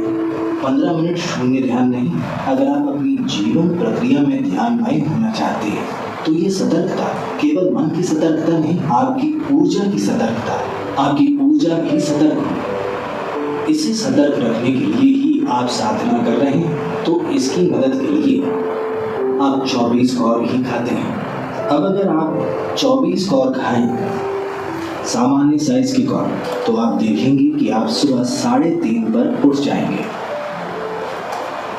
हाँ, समय को देखने के भारतीय तरीके में निमिष नाम की एक चीज होती है जिसका संबंध 24 से है, इसलिए 24 कौर खाए जाते हैं। आप 24 कौर खाइए, पर उतने ही समय में जितने में कोई पूरा खाना खाता है आपको चबाते रहना चाहिए। तो हर कौर को 24 बार चबाइए। 1, 2, 3, 4, 24 बार चबाइए। अब आप देखेंगे कि आप किसी दूसरे से ज़्यादा समय लेंगे, पर आपका खाना पेट में जाने से पहले मुंह में ही पच जाएगा। इससे सुस्ती नहीं आएगी। अगर आप अपना भोजन पर्याप्त चबाते हैं तो आप देखेंगे कि ये खाने से आलस नहीं पैदा होगा। अगर इसे मुंह में चबाया जाए तो आप सुबह 3:30 पर उठ जाएंगे। एक आसान चीज की जा सकती है, वो है स्नान। हमेशा सोने से पहले नहाएं, इससे काफी फर्क पड़ता है। इस मौसम में ठंडे पानी से नहाना मुश्किल हो सकता है, तो आप गुनगुने पानी से नहाएं। रात को गर्म पानी से न नहाएं। गुनगुना पानी ये आपको सजग बनाता है। आप सोचेंगे अरे मैं सो नहीं पाऊंगा, कोई फर्क नहीं पड़ता। आप 15-20 मिनट या आधे घंटे बाद सोएंगे, मगर नींद बेहतर आएगी, क्योंकि इससे कुछ चीजें हट जाएंगी। जब आप नहाते हैं तब सिर्फ त्वचा की गंदगी नहीं हटती। क्या आपने देखा है, जब आप बहुत तनाव और चिंता में होते हैं तब सिर्फ नहाने से ऐसा लगता है मानो बोझ लगभग उतर गया। क्या आपने ये नहीं देखा है? तो ये सिर्फ त्वचा की सफाई नहीं है, पानी के शरीर पर गिरने से बहुत सारी चीजें होती हैं। स्नान एक बहुत बुनियादी भूत जुती है, क्योंकि आपका शरीर 70% से अधिक पानी है। अगर आप उस पर पानी गिराएं तो एक तरह का शुद्धिकरण होता है, जो त्वचा की सफाई से परे है। एक और चीज अगर आप करना चाहें, आप बस एक जैविक तेल का दिया जलाएं, रुई की बाती और कोई भी तेल। यहाँ आप क्या इस्तेमाल करते हैं? साधारण खाने का तेल, linseed oil, rice bran oil या तिल का तेल। आपके पास क्या है? ऑलिव ऑयल, ठीक है। रुई की बाती के साथ कोई भी जैविक तेल लेकर एक छोटा दिया उस कमरे में कहीं जला लें जहाँ आप सोते हैं। आप देखेंगे कि ये चीजें बिल्कुल गायब हो जाएंगी। अगर आप कोई मंत्र जप सकें या सोने से पहले रात को योगाभ्यास कर सकें तो बिस्तर पर बैठकर उसे करें। अगर आप ईशा क्रिया करना चाहते हैं तो वो नेट पर उपलब्ध है। शिव તેમ જોયું સૌપ્રથમ તો પહેલા સીધા ટટા બેસી જાઓ, પાછળ વળીને પણ તમારે જોવાનું નથી, કારણ કે આ હવે 1 કલાક રહી છે। આમાં કોઈ બેદરકારી કરે તો આખી જિંદગીની બેદરકારી લખી લેજો। એટલે બધું જે મળે છે ને વારંવાર બીજવાર મળવાનું નથી, અહીંથી જે છે ને એટલો સમય પણ નથી હોતો। 10 અને 12 અને 60ના બાળકો બેઠા છે। તમારા જીવનનો અને બાકીના બચેલા દિવસોનો હિસાબ છે આ, બરાબર। પાછળ પણ જોઈ શકતા નથી ને ટટ્ટાર સિવાય કોઈ સ્થિતિ અન્ય નહીં। તમે જોયું કે 24 બટકા ખાવાનું કીધું છે દિવસમાં। જેમને પણ ઊંઘ આવે છે, જેમને પણ મનમાં આળસ થાય છે, આખા દિવસમાં 24 બટકા કોર કીધું ને હિન્દીમાં, બટ આપણે ગુજરાતીમાં બટકા કહીએ છીએ। તો અને એ નાના નાના મોટા નહીં એ પણ કીધું, અને એને એટલા ચાવો કે બીજો 2 રોટલા ખાતો હોય ભલે એટલે ચાવવા ભલે, ચાવી ચાવીને ખાઓ અને એ મોઢામાં જ પચીને જશે। એટલે તમારા શરીરના બીજા અંગ જેને હોજરી કે એના અને બીજા આસપાસના અંગોમાં ઉપયોગ નહીં થાય અને તમે લાંબુ જીવી શકશો। એ આ શક્તિ અને ઊંઘમાંથી તમે મુક્તિ મેળવી શકશો। હવે વાત એવી થાય છે, આપણે શું કરીએ છીએ અત્યારે, જીભને ગમે છે એટલે ઠાંસી ઠાંસીને ખાઈ લઈએ અને ચાલવા વગરનું ખાઈ લઈએ। હવે એ આપણે ભૂલી જઈએ કે પેટ પણ આપણું છે અને હોજરી પણ આપણી છે। તમે જેટલું કામ મોટા ભાઈ પાસે કરાવશો એટલો નાનો ભાઈ છે એ ફ્રી રહેશે ને. તો મોટો ભાઈ કોણ છે? મુખ. અને જો મોટો ભાઈ શક્તિશાળી છે, ઉંમરમાં મોટો છે, એને 15 થી 20 મિનિટમાં જેટલું કામ કરતા સમય લાગે, ગણિતની ભાષામાં કહું, અને એના કરતા અનેક ગણું કામ કરતા સમય કોને લાગે છે? હોજરીને. કોને લાગે છે? હોજરીને. તો 3 કલાકમાં જે થાય છે, 4 કલાક, કોઈ કલાક તો 6 કલાકે પચે છે, અહીંયા 15 મિનિટમાં કે 20 મિનિટમાં પચે તો કોની પાસે કામ કરાવાય? શરીરના બધા અંગો તમારા છે, યાદ રાખો. આપણે તો મોઢું ને જીભને જ આપણા મહિને પેટમાં જે થવું, સમજાય છે? અંદર પણ આપણું શરીર છે, એ વિચારો, આપણું અંગ છે. 6 કલાક ને 15 મિનિટ કોની પાસે કામ કરાવશો આજથી? તમે જીભ પાસેથી ને, મુખ પાસેથી, દાંત પાસેથી. આપણે આ મોટી ભૂલ કરતા આવ્યા છીએ, અને સાયન્સના વ્યક્તિઓ પણ આ ભૂલ કરે છે. ડોક્ટર મોટા ભાગે ભૂલ કરતા હોય. ખાવા હવે ગમે મંચુરિયન ચો લે પડે. તો આ બધી વસ્તુઓથી આપણે આપણા મન ઉપર કાબુ કરી ચૂક્યા છે. ડિગ્રી આવી, પણ જે વાસ્તવિક જ્ઞાન છે એ આપણે લુપ્ત થતું જાય, અને માટે જ દુઃખી છીએ. હજી કેટલાય દવાખાના ખુલી જાય, વાસ્તવિક જ્ઞાન પીરસવામાં નહીં આવે ત્યાં સુધી ભારતનો ઉદ્ધાર નથી. સમજી લેજો, વિશ્વગુરુ ભારત બની જ ના શકે. અને ચોપડીના કોઈ પાને લખી લેજો, આ જય જનની વિશ્વવિદ્યાલય બનશે અને તમારા સહકારથી બનશે. જો આમાંથી કોઈ બાળક આળસમાં પોતાના જીવનનું મૂલ્ય સમજીને સહકાર નહીં, કારણ કે કાબેલ વ્યક્તિની મારી જરૂર છે, બિન કાબેલની કોઈ જરૂર નથી. તમારી સમય, શક્તિ અને સમજદારી એટલે વિકસાવવાનું કહું છું. એટલા ઉચ્ચ કક્ષાના બની જાઓ, તમને ઊંચામાં ઊંચું સન્માન અને ઊંચામાં ઊંચી લોકપ્રિયતા મળશે એની ગેરંટી છે. પરંતુ એમના માટે તમારી પાસે વ્યક્તિગત તમારા ખુદનું ટેલેન્ટ હોવું આવશ્યક છે. બાકી કોઈની કિંમત રહેતી નથી. આપણે શેરડીમાંથી રસ કાઢી લઈએ, એને શું કહીએ છીએ? બોલો, સાલા કહીએ ને. નાળિયેરમાંથી રસ કાઢી લઈએ, કહીએ છે ને. કોઈ પણ વનસ્પતિમાંથી રસ કાઢી લો, પછી એનો કોઈ કિંમત નથી. અને એની માફક જો તમે કરી રહ્યા છો, તમારી આ જીવનમાં કોઈ કિંમત નથી. તમારે રસ જ્યાં સુધી શરીરની અંદર છે ત્યાં સુધી તમારી કિંમત છે, ત્યાં સુધી જ તમારું ટેલેન્ટ છે. પછી તમે અને એક પ્રાણીમાં કોઈ અંતર નથી, અને તમે આ દુનિયાનો ભાર છો, આભાર છો નહીં. ભાર મતલબ તમે કશું આ દુનિયાને દઈ જવાનું નથી.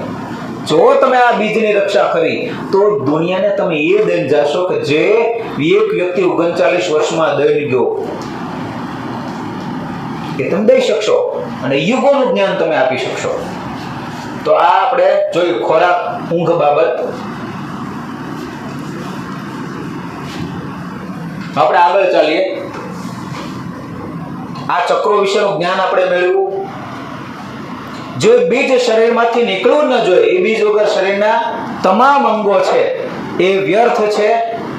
એનાથી તમે કામ લઈ શકશો નહીં. ધન, સન્માન, કોઈ સંપત્તિ, આની કોઈની રક્ષાની જરૂર નથી. તમારું સૌથી મોટું બેંક એકાઉન્ટ આજથી શું છે? બીજ. શું છે? બીજ. એની રક્ષા કરશો બેટા? ખાલી કોઈના મન ઉપર કાબુ ન હોય તો 1 મહિના માટે પ્રયોગ કરો. આજથી તમારું જીવન બદલાતું દેખાશે. અને તમે જે પણ ક્ષેત્રમાં, એમ નથી કહેતો અભ્યાસમાં, તે તમે જે ક્ષેત્રમાં જેમાં કાર્યરત રહેશો, તમે દોડી લાંબુ શકશો, તમે રમી સારું શકશો, તમે બોલી સારી શકશો, તમારે કામ સારું કરી શકશો. તમે જ્યાં પણ જશો ને તમારી વાહવાહી થાય. માત્ર મહિનામાં આવું થતું હોય તો જીવનભર કરો તો શું ન થાય? થાય કે ના થાય? તમે જોયું હમણાં નરેન્દ્રભાઈ ને ઓલી જે ગાયિકા છે, અમેરિકાની ગાયિકા, એનો કોઈ સંબંધ ખરો? નરેન્દ્રભાઈ તેને ઓળખતા ન થાય. એ ત્યાં આગળ એના પગ પકડે છે. વિશ્વનો સૌથી અદ્ભુત દાખલો. હમણાં એક દેશના વડાપ્રધાન, નામ નહીં દો, એમણે નરેન્દ્ર મોદીના વડાપ્રધાને પગ પકડ્યા. આ અલૌકિક શક્તિ છે. દુનિયા મળીના વ્યક્તિ ન હરાવી શકે. એની પાસે પ્રભાવી છે. એમની પડખે બેસો ને ત્યાં તમારા વિચારો નક્કી કરી દો, બદલાઈ જાય. એટલે આ પ્રભાવ છે. 51 વર્ષે ઇંગ્લિશ શીખ્યો. શા માટે? એમના મગજમાં એટલા બધા બીજની રક્ષા થઈ કે ઓજ બની ગયું. એને એક જ વાર વાંચે, બધું યાદ રહેશે. 425 તાલુકાનો પ્રવાસ કર્યો અને 1 લાખ કરતા પણ વધારે પુસ્તકોનું એમને વાંચન કર્યું. 425 જિલ્લાઓમાં એમને પોતાના પર્સનલ વ્યક્તિઓ છે જેમને બધી માહિતી આપે. આખો ભારત એના કબજામાં છે. પર્સનલ માહિતી, કયો તાલુકો શું વિચારશે, કયો જિલ્લો શું વિચારે, એની માહિતી એમને મળે છે. અને 75-76 વર્ષે એ વ્યક્તિ એવું કામ કરે છે જે 18 વર્ષનો યુવાન નથી કરતો. આ બીજ છે. આગળ જોશું આપણે એવા કેટલા ઉદાહરણો. હમણાં નાસામાં એક પ્રયોગ કરવામાં આવ્યો. જો નાસા સાંભળજો, વૈશ્વિક વિજ્ઞાનની સંસ્થા છે. ત્યાં આગળ શું કે 6 મહિના ફરજિયાત સંસ્કૃત અભ્યાસ જરૂરી છે. કારણ કે એને ખબર છે ભારતના શાસ્ત્રોમાં જ એવું વિજ્ઞાન છુપાયેલું છે કે ભારતના 18 શાસ્ત્રોમાં જે છે ભારતના લોકોને ખબર નથી. અને એ વાંચવા માટે અને સમજવા માટે, વિજ્ઞાનમાં આગળ વધવા માટે અત્યંત આવશ્યક છે. 6 મહિના અંગ્રેજી નહીં, સંસ્કૃતનો અભ્યાસ. નાસાવાળાએ જાહેરાત કર્યો કરે, પછી એડમિશન મળશે એમાં કોઈ વૈજ્ઞાનિક જાય તો એને. એટલે આ તમે સત્યથી લુપ્ત થઈ રહ્યા છો એટલા માટે જ આ તકલીફ છે. ભીષ્મ પિતામહ મહાભારત યુદ્ધમાં તમે વાંચો, હું કહાની અલગ કહું. 105 વર્ષના હતા, અર્જુન સામે લડતા હતા ને ત્યારે. કેટલા સાંભળજો, એની પાસે આ બીજની રક્ષા કરવા માટે વચન આપી દીધું એના પિતાને. કેટલાય પુત્રો મરી ગયા એના, દીકરાના દીકરા મરી ગયા, પરંતુ આજે જીવિત છે. વાળ સફેદ, દાઢી સફેદ, અંદરનો જુસ્સો ઇન્દ્રને પણ ખેદ આવતરે બાંધવા. સૂર્યને લલકારીને એકવાર કીધું તે મારા પુત્રને ખોટી રીતે રોગ આપ્યો છે, તારે મારી સામે યુદ્ધ કરવું પડશે. સૂર્યદેવ પ્રણામ કરીને કહે છે હું પાછું લઈ લઉં છું. સાંભળો, એક પૃથ્વીનો માણસ શું કરી શકે આ બીજની રક્ષાથી. અને ભાઈ એને હરાવવા માટે છે ને જગપતિએ ખુદે ચલ કપટ કરવા પડ્યા. તમને ખ્યાલ છે ને? કોણ જગપતિ? તો કે કૃષ્ણ. આમ નામ ભીષ્મને મારી શકાય એ અસંભવ વસ્તુ છે.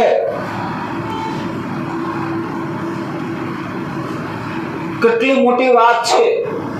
એક ભીષ્મને હરાવવા માટે કૃષ્ણ ભગવાને ચલ કપટ કરવા પડે, જે આખા જગતનો સ્વામી છે.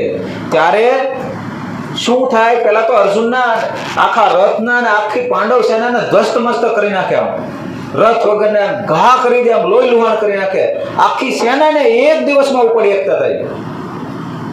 અને કૃષ્ણ ભગવાને વચન આપ્યું હતું કે હું આ આ મહાભારતમાં એક પણ વાર શસ્ત્ર નહીં ઉઠાવું. એને મજબૂત થઈ જાય. પ્રતિજ્ઞા કોની મજબૂત હતી? બંનેની, ભીષ્મ પિતામહની, કે જે બાજુ હસ્તિનાપુરની ધજા હશે જેના ખિલાફ, એની સામે હું લડીશ. પ્રતિજ્ઞા પહેલેથી લઈ લીધી. એટલે એ સાચા હતા પોતાની પ્રતિજ્ઞા મુજબ. કૃષ્ણ ભગવાને પ્રતિજ્ઞા હું લીધી હતી કે હું શસ્ત્ર નહીં ઉઠાવું. જીત કોની થઈ? બોલો. કૃષ્ણ ભગવાનની જીત થઈ. કોની? ભીષ્મ પિતામહની. પ્રતિજ્ઞા કોણે તોડવી પડી? કૃષ્ણએ. પરંતુ એમાં પણ એક રહસ્ય છે, સમજવાની કોશિશ કરજો. અંદર ઉતરવું પડે આ બધી વસ્તુમાં બહુ. કૃષ્ણ ભગવાને એ સંદેશ આપ્યો ભીષ્મ પિતામહ, જો હું મારા ધર્મની અને ભારતની રક્ષા માટે આ પ્રતિજ્ઞાને તોડી શકું છું, શસ્ત્ર ઉઠાવી લીધું છે, તમે તમારી પ્રતિજ્ઞા છોડો. તમારું જીવન અને તમારી શક્તિ ધર્મની રક્ષા માટે જરૂરી છે. તમે આ બાજુ વયા જાઓ. અને ત્યારે ભીષ્મ પિતામહ કહે છે, પ્રભુ હું મારી પ્રતિજ્ઞા તો નહીં છોડી શકું, હું આ જીવન છોડી દઉં છું, તમે આજ્ઞા આપો, હું જાઉં છું. અને પછી ચલ કપટ થાય અને ભીષ્મ પિતામહ પોતાનું શરીર છે એ બાણોથી વિંધાઈ જાય. જ્યાં સુધી ભીષ્મ પિતાના હાથમાં ધનુષ્ય હોય, દુનિયાની કોઈ તાકાત એમને હરાવી શકે નહીં. આ ભીષ્મ પિતામહ, કારણ કે બીજની રક્ષા કરી હતી આ જીવને. પૃથ્વીરાજ ચૌહાણ મોહમ્મદ ઘોરીને 17 વાર હરાવ્યો, 18મી વાર આવ્યો. કેમ? કારણ કે એ દિવસે એને પોતાનું બીજ છે, પોતાનો સંયમ છે, ભંગ કર્યો રાતે અને હાર્યો ગયો.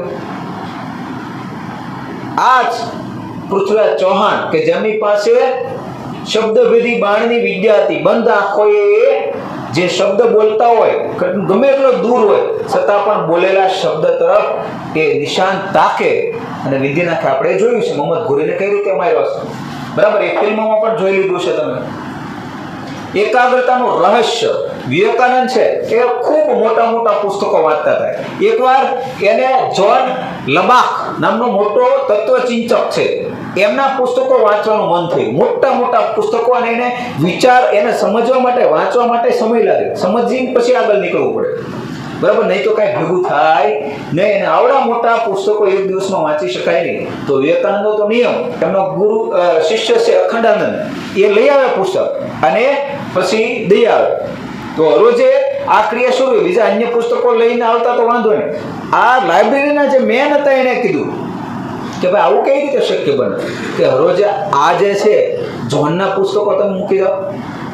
એકવાર અમારે પરીક્ષા લેવી છે, વિવેકાનંદ ખુદ ત્યાં આગળ ગયા, પૂછેલો મને પ્રશ્ન. ઓલા એ વચ્ચેથી આડાવાળા કેટલાય પ્રશ્નો પૂછ્યા, વિવેકાનંદે શબ્દ છે ને પેજ નંબર સાથે જવાબ આપ્યા. પૂછો આટલી બધી યાદશક્તિ ઓલો પ્રભાવિત થઈ ગયો, પગમાં પડી ગયો. તો કે હા, જેની રક્ષા કરવી જોઈએ હું કરું છું દિવસ રાત, એટલે થઈ જાય છે. સમજાય છે ને તમે? આ તમારી યાદશક્તિનું અને જેટલા પણ ઓછા માર્ક આવી રહ્યા છે એનું મુખ્ય કારણ આ છે. જે પણ કમજોર શરીર છે, કોઈ મુશ્કેલી છે, ચિંતા છે, એનું માત્ર કારણ આ છે.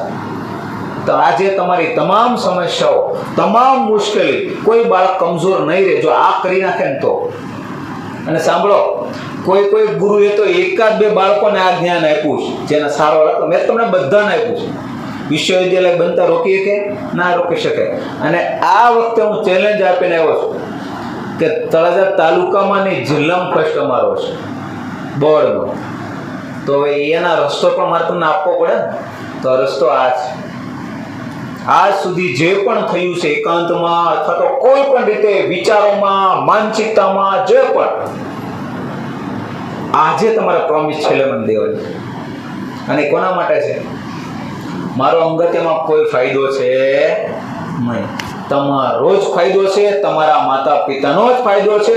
એવી કોઈ વસ્તુ વ્યક્તિ ન કરવી જોઈએ પોતાના માતા પિતાને ખબર ન હોય, બેસ્ટ ફ્રેન્ડને ખબર ન હોય, તમારો મિત્ર છે એને છુપાવીને તમે આ બધું કરો છો. તમારી ધર્મ, સંસ્કૃતિ, ઈશ્વરને પણ ખબર ન એમ માનો છો. પતન તો થવાનું હે. પતનનો એક જ રસ્તો છે, એની રક્ષા કરો, જીવન બદલાઈ જાય. જોગીદાસ ખુમાણની એક કહાની છે. જોગીદાસ ખુમાણને ઘણા બધા જાણતા હશે, જાણો છો ને? તમે પાઠ પણ ભણ્યા છો. એકવાર એક દીકરી, જોગીદાસ ખુમાણ ત્યારે 12 વટિયા હતા, ભાવનગરના રાજા સાથે કઈ પ્રોપર્ટી વેચવામાં કે કોઈ પણ પ્રકારે તકલીફ પડી, એમાં વિશેષ નહીં પડી આપણે, અને એ 12 વટે ચડ્યા. અને પછી કોઈ સૈનિકો તેને પકડી શકે નહીં, ન પકડી શક્યા. એની પાછળનું પણ આ બીજ રક્ષાનું કારણ તમને આપું. એક દીકરી છે, એ જઈ રહી હતી પોતાની વાડી એકલી, અને એની આસપાસ જંગલ હતું, જતી હતી ત્યારે 12 વટિયા એટલે હું પોતાના ચહેરા એને બાંધી રાખેલા, હું હોય બાંધી રાખેલા હોય, દેખાય નહીં. તો જોગીદાસ ખુમાણ છે એને બાજુમાંથી જતા હતા, અને દીકરીને પૂછ્યું, બેટા તું આટલા સમયે મોડી રાત થવા આવી છે, તું એકલી છો, કેમ આવું? તને કોઈ પકડશે, કોઈ તારું નુકસાન કરી શકે છે? ત્યારે કીધું કે જે પ્રદેશમાં, સાંભળજો, જોગીદાસ ખુમાણના 12 વટિયા ચાલતા હોય એ દીકરીને બીવાની કોઈ જરૂર છે? ગમે ત્યારે મારો ભાઈ આવશે, મને બચાવી લેશે. એ દીકરી નથી કોઈ એની સગી, નથી કોઈ સંબંધી, છતાં પણ એ જોગીદાસ ખુમાણના વખાણ કરતી હતી. શા માટે? જોગીદાસ ખુમાણે આવું સેંકડી વાર, એ તેજસ્વી અને શક્તિશાળી હતા, સંયમી અને બીજની રક્ષાનું જ્ઞાન હતું. એ ભલે 12 વટિયો હોય ને, છતાં પણ એ ધર્મયુક્ત વસ્તુ માનતો હતો. આ જોગીદાસ ખુમાણ છે કે જેમને એક સુંદર સ્ત્રી એમ કે જોગીદાસ ખુમાણ, મેં તમને મનોમન પતિ માની લે, તમે વાંચી લેજો આ પુસ્તક એના. ત્યારે જોગીદાસ ખુમાણે કીધું કે જે જોગીદાસ ખુમાણે આ પ્રદેશની રક્ષા માટે 12 વટિયું પણ વરી લીધું હોય, એને આ વસ્તુ જોગીદાસને કુંડલા ના ખપે. આ વાસ્તવિક ઉદાહરણ આ છે. પછી પ્રોપર્ટીની માંગમાં આ વિધાન બની ગયું, જોગીદાસને કુંડલા ખપે નહીં. એને હસતા મુખે ત્યાગ કરી દીધો એ સ્ત્રીનો. એ આ જોગીદાસ ખુમાણ. અને એમના માટે કોઈ દીકરી એમ કે જ્યાં સુધી જોગીદાસ ખુમાણ જીવતો હશે ત્યાં સુધી મને ડરવાની કોઈ જરૂર નથી, અને મારું કોઈ નુકસાન કરશે તો હાથ અને પગ બંને જોગીદાસ ખુમાણ ખુદ લઈ લેશે. આ છે એની એક ઓળખ આખી. આજે કોઈ પણ બાળક છે, કોઈ વાલી છે મારો દીકરો નબળો છે એવું માની લે છે. હું એ વસ્તુ માનતો નથી. કઈ કઈ વસ્તુ એમને કરવી જોઈએ? એક બ્રહ્મચર્ય, સવારથી લઈને સાંજ સુધી ફિટનેસ માટે કસરત, આખો દિવસ પ્રસન્ન, આ 3 હથિયાર એમની પાસે હોય, આ જીવનમાં એને ક્યારે હરવાનું નથી. અને ચોથું છે ધ્યાન. આટલી વસ્તુ તમારી સાથે રાખો, જીવનમાં પાકી ભૂલાઈ જાય, ચિંતા નહીં. કોઈ વાંચવાનું કે કોઈ થોડુંક રહી જાય તો પણ ચિંતા નહીં. ક્યાંક ભેગું કરવાનું રહી જાય, ઘર મકાન સારા નથી, કોઈ ચિંતા નહીં. આજે આની રક્ષા કરશો, કાલે વિશ્વના સૌથી સમૃદ્ધ બનવા ઈચ્છો, સમૃદ્ધ વ્યક્તિ હશો, સૌથી શક્તિશાળી બનવા ઈચ્છશો તો એ પણ હશો, અને સૌથી પ્રભાવશાળી હશો તમે હશો. આ જગતમાં આ એક સત્ય છે, સનાતન સત્ય. 4 વાગે જાગો, યોગ અને પ્રાણાયામ કરો, ખરાબ મિત્રો, ટીવી, છાપાઓથી આજથી જ મુક્તિ મેળવી લો. જેમ જોવો એમ જોવા જો. આ જગતમાં તમને કઈ મળ્યું નથી, 5-10 વર્ષ જો, આગળ પણ નહીં મળે એટલે છોડી દો. સારા પુસ્તકો વાંચો, સારા સંતોના વ્યાખ્યાનો સાંભળવાના, વીર પુરુષોના પુસ્તકો વાંચો. સાદગી અને સાત્વિક ખોરાક ખાઓ, અલ્પ ખોરાક ખાઓ. વધારે ખાવાની કોઈ જરૂર નથી. રાસાયણિક ક્રિયા છે આ, શરીરમાં ખાસો એટલું નીકળશે. પચાવો, કસરત કરો, યોગ દ્વારા એને ઓજમાં પરિવર્તન કરો. તમારે ક્યાંય તમારે પસ્તાવાની જરૂર નથી, અને તમને નખમાં પણ રોગ નહીં થાય, માથાનો દુખાવો પણ નહીં થાય, જીવનભર બગાસું નહીં આવે. બરાબર? તો આ તમારું જીવન બદલાવવા માટે ખૂબ આવશ્યક છે. કેટલાક બાળકો છે આ વસ્તુથી જાણતા જ નથી. કુછ સત્ય જે આપણે એવા જાણવા જોઈએ. આપણે વારંવાર કેવી ગલતીઓ કરીએ છીએ એની વ્યાખ્યા મારે સમજાવવી નહીં પડે. આ બધી જ વસ્તુઓ તમે વાંચી શકો છો, અને એ તમારા જીવનના દુશ્મનો છે. તમે આજે દેખાય ને દુશ્મનો નથી, આ તમારા દુશ્મનો છે. એનાથી આજે જ નિપટો, અને આ જીવન તમે જે ઈચ્છો છો એની પાછળ તમે સફળ થઈ જાઓ. તમને કોઈ હરાવી જ નહીં શકે. અને આના કારણે શું થાય? વાંચો છો એનું પરિણામ ટેસ્ટમાં આવતું નથી. શિક્ષકો મહેનત કરે છે. આજે કેટલાય શિક્ષકોનું કામ હું હળવા કરતો, કેટલાય માતા પિતાના કામ હળવા કરતો. જે માન છે આમાંથી જે નક્કી કરીને જશે એના જ સોલ્વ થશે. યાદશક્તિ માટે આજે બીજની આવશ્યકતા કેટલી છે એ તમને ખ્યાલ છે. અને એના કારણે શું થાય? આના નાશથી તમારું દિમાગ છે કેવું થઈ જાય? કમજોર થઈ જાય. કેવું? નિર્ણય લઈ શકે નહીં, ડરપોક અને બેચેન રહે, રમતા હોય તો હારી જઈએ. કેટલા બધા કારણ બન્યા, અને આ તમને હરાવે, બાકી કોઈ જિંદગીમાં હરાવતું નથી. એ બાકી વસ્તુ છે. વાળ ખરી જવા, શરીરમાં ખૂબ કમજોરી આવી, વારંવાર ગુસ્સો આવી જવો, ધીરજ ન રહેવી, જ્યાં શક્તિ કમજોર બની જાય, વચ્ચે ભૂલાઈ જાય, વચ્ચે જ ઊંઘ આવી જાય, ઝોલા આવી જાય. અને આ બીજહીન લોકો બેચેન અને ઝઘડાળુ હોય છે. લખી રાખજો. શબ્દોનો પ્રભાવ નથી રહેતો, કોઈ તમને સાંભળે નહીં, એની અસર પણ ના પડે. બેચેની આવે, બીજે મન ન લાગવું. કોઈ પણ જગ્યાએ તમારે સ્થિર મન કરવું, ધ્યાન પણ આના લીધે ન લાગે. કોઈ પણ જગ્યાએ એકાગ્ર પણ ન થાય. સારા મજાનો અંગ્રેજીનો પીરિયડ રોહિતભાઈ લેતા હોય તો એમાં પણ મન ન લાગે. આત્મહત્યા જેવા વિચારો આવે, માણસ હારી જાય, કમજોરી વિચારો થઈ જાય, અભ્યાસમાં મન ન લાગવું, રમતમાં પણ હાર, એકાગ્રતા ન રહે, બધી સ્કિલો ધીરે ધીરે નાશ પામી. સ્કિલવાન વ્યક્તિ પણ આમાં નાશ પામી જાય. સચિન તેંડુલકર અને વિનોદ કાંબળી બે મોટા ઉદાહરણ છે. સચિન તેંડુલકર પહેલા વિનોદ કાંબળી છે એનું ક્રિકેટમાં નામ આવી ગયું, એ રમવા મળ્યો, પહેલા સદી ફટકારી દીધી. સચિન તેંડુલકર પાછા આવ્યો. બંને સાથે રમતા એક ગુરુના શિષ્યો. સચિન તેંડુલકરે છેક સુધી સંયમ અને સાદગી રાખી.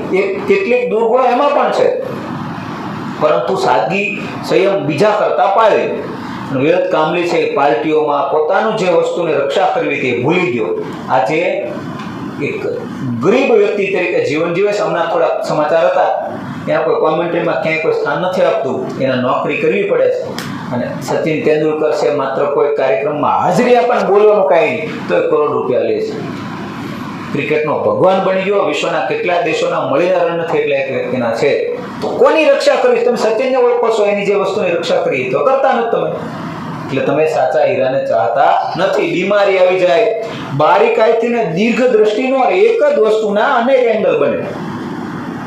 આ વસ્તુ છે, થશે કે નહીં થશે એનો પ્રશ્ન આવે. ત્યારે જે વ્યક્તિ બીજની રક્ષા કરી છે એનો દિમાગ સૌથી સતેજ હોય, અને એમાંથી હલ ગોતીને સોલ્યુશન આપી દે છે. તો આ બધા છે એના નુકસાન છે. આ કરાય બેટા? ના કરાય. હવે કેટલાક ઉદાહરણો તમારી સમક્ષ રાખું કે આમાંથી કેટલાય બાળકો છે એ મોબાઈલ ઘૂમડે, ખરાબ ફિલ્મો જોતા હશે, ખરાબ યુટ્યુબમાં વિડીયો જોતા હશે, અથવા તો કોઈ સાથે ચેટ કરતા હશે, બરાબર, મિત્રો સાથે, કે કોઈ પણ રીતે ઘણું બધું આ દુનિયામાં ઘણું બધું થઈ શકે, બરાબર. અને એ 12 વાગ્યા સુધી જાગે, 1 વાગ્યા સુધી વાતો કરે, પછી એમ માને કે પોતાનું લક્ષ્ય સાકાર થશે. પોસિબલ છે? વિદ્યાર્થી કાળમાં સૌથી બેસ્ટ દિનચર્યા એ છે કે મોડામાં મોડો, આમ તો 9 વાગે સૂવું જોઈએ, બધી 9:30, પણ મોડામાં મોડો 10 વાગે સૂઈ જાય અને સવારે 3 સવા 3, મોડામાં મોડો 4 વાગે જાગી જાય, તો જ તમે સપના જોયો, બાકી સપના નહીં જોતા. કારણ કે આપણે સાઈડ કાપવી છે ને, બીજા કરતા સાઈડ કાપવી છે. તો આજે નિર્ણય લઈ લો કે આ હું જાગીશ, પછી તમને કોણ ના પાસ કરી લે મને કહેજો. મોડા જાગીએ. અને તમને છે ને આમ જો એક સૌથી મોટું ક્રીમ આપું, ઘણા બધા બાળકો છે ને કાચમાં આ ડાઘો આમ ગહે, સફેદ થઈ જાય કે થોડોક સફેદ થઈ જાવ, પાવડર લગાવે, ક્રીમ લગાવે, કેટલી બધી વસ્તુઓથી આમ એવો દેખાવડો બનવાની કોશિશ કરે કે આમ થોડીક એન્ટ્રી પડવી જોઈએ, એમ કાંઈક પોતાનું લાગવું જોઈએ. બેટા આ કરવાની જરૂર નથી. ખાલી આ વસ્તુની રક્ષા કરો, તમારા લઘર વઘર વાળમાં પણ લોકો તમારી પાછળ આમ જોશે. અને એમાં પણ ફસાવાનું નહીં, કોઈ જગ્યાએ ફસાવાનું જ નહીં. કોઈ દેખાવની કોઈ વસ્તુની જરૂર છે નહીં. આ એક વસ્તુની રક્ષા કરો, જીવનના તમામ સોલ્યુશનનો એકમાત્ર, આનાથી મોટો આઈએમપી છે ને તમને કોઈ બીજું આપી જ નહીં. કેટલી વસ્તુ મેં તમને કીધી હે, ટોપ પર આવવું, આળસ, કમજોરી, રમત-ગમત. તમને કદાચ ચાલો હું વિજ્ઞાનનો પીડીએફ બેસ્ટ લઈ લો તો તમે હેમાં પ્રવીણ થશો? વિજ્ઞાનમાં. ગણિતનો સારામાં સારી વસ્તુ સમજાવી દો, સૂત્રો સમજાવી દો, હેમાં પ્રવીણ થશો? ગણિતમાં. ગુજરાતી માર્ક આવશે એનાથી. પરંતુ આ વસ્તુ એવી છે, એની રક્ષા કરો. તમામ વિષયો જેટલા 7, હું કાલે સવારે બીજા વિષયો બદલીને બીજા ભણવાનું, તો એમાંય પ્રવીણ તમે પહેલા જ તમારે છો. રમત ગમતમાં પહેલા, સંસારમાં તે તમે સૌથી શ્રેષ્ઠ ઉજળા હશો. કાચમાં મોઢું વારંવાર ધોવું નહીં પડે, વધારે ક્રીમનો ખર્ચો નહીં થાય, આ બધા જ રંગ બદલાઈ જશે. બિચારા કાળા છે ને તો ખાસ સાંભળજો, તમારા રંગ 5 થી 10 વર્ષમાં આ વસ્તુના રંગથી બદલાઈ જશે. હનુમાનજીને એમ કહેવાય છે વજ્ર કરતા શરીર મજબૂત હતું. શા માટે? આ વસ્તુ જે તમને કહું છું ને, બીજ, એને તોડવા માટે જો એ આખરે ઓજ બની જાય ને પછી ચામડી બને.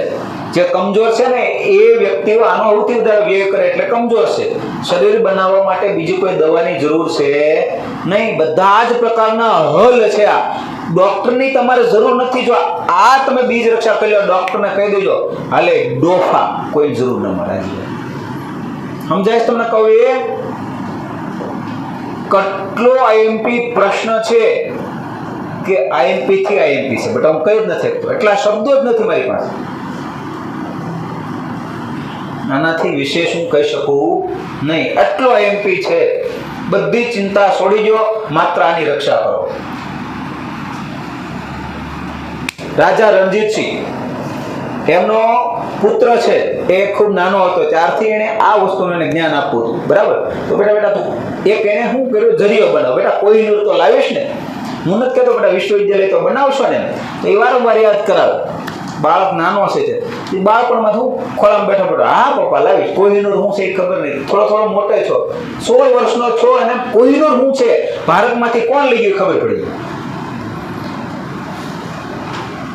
મોગલો લઈ ગયા અફઘાનિસ્તાનમાં. અફઘાનિસ્તાન ડાકોનો દેશ, જ્યાં આગળ જવું પણ મુશ્કેલ, નામ લેવું તો જ બીવે. એ સમયે 25 થી 30 ની ટોળકી લઈને ગયો, વાયુવેગી ટોળકી, જેણે આખા છેલ્લા 10 વર્ષથી બીજની રક્ષા કરી. કેની? એટલી તાકાત ભેગી કરી, વીજળી કરતા એમ કહેવાય કે તેજ. આ દિમાગના લોકો ગયા, એની મેન તિજોરીમાંથી તોડીને લઈને વૈયા, કોઈ કઈ ન કરી લીધું. સમજાય તમને કહું? એ 25 વ્યક્તિઓ 10 વર્ષ માટે આ વસ્તુની રક્ષા કરીને ગયા. આખો દેશ આ કરે તો માત્ર 1 વર્ષમાં વિશ્વવિદ્યાલય, વિશ્વગુરુ અને વિશ્વનો સૌથી સમૃદ્ધ ભારત બની જાય. કોઈ એક વ્યક્તિ આ પાળે છે આખા દેશમાં. બીજા હશે એ તો બધા ઋષિ મુનિઓ હશે. એક વ્યક્તિ પાળે છે, આખું જગત એની ઉપર ઝૂકે ને. તો આપણી ભૂમિકા નથી છે ને કે નથી? અને આ નાશ કરીને તમે વાંચાત કરો, કોઈ પરિણામ નહીં આવે. લખી આની રક્ષા સિવાય કોઈ સફળતાનો માર્ગ જ નથી. જે પણ બોર્ડમાં ફર્સ્ટ આવે અનાયાસે કેન પ્રકારે આ વસ્તુનું પાલન થાય પછી જ એનું મગજ વિકસિત થાય. આ સનાતન સત્ય છે. બાકી પડવા માટે સીડીઓ ઘણી છે. અને આ રાજા રણજીતસિંહનો છોકરો 25 વર્ષે આ કારનામો કરીને દેખાડી દીધો. આપણા માટે આંખ ખોલનાર ઉદાહરણ છે. પૃથ્વીરાજ ચૌહાણ કેમ હરાયો મેં તમને કહી દીધું. ચોથું છે અભિમન્યુ કેમ હરાયો. અભિમન્યુ છે એ 16 વર્ષનો હતો.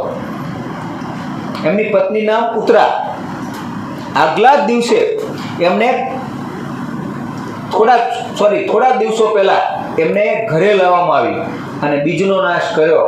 તમને ખબર છે ને, અભિમન્યુના મૃત્યુ બાદ પણ એમના પુત્રનો જન્મ થયો. આ વસ્તુ તમારી પાસે સૂચવે છે. બાકી એને કોઈ હરાવી શકે નહીં. બીજનો નાશ થયો.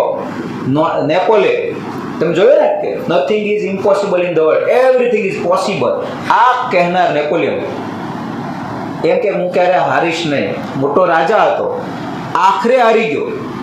શા માટે? એ જ દિવસે કે જે દિવસે યુદ્ધમાં જવાનું હતું એ દિવસે એમણે બીજનો નાશ કર્યો. એનું જ્ઞાન એના ગુરુએ આપ્યું નહોતું એટલે ભૂલ કરી ગયો અને આખરે એ હાર્યો. બરાબર? એટલે એનું વિધાન પણ ખોટું પડ્યું ને. આપણા વિવેકાનંદનું એક પણ વિધાન ખોટું પડ્યું નથી. તો દુનિયા સાથે સરખામણી કરે. વિવેકાનંદ મોટા કે નેપોલિયન? કોણ? સ્વાભાવિક છે ને ભાઈ. હનુમાનનો સામનો કોઈ નથી કરી શકતું. આખી રામાયણમાં તમને બધા રોતા દેખાય.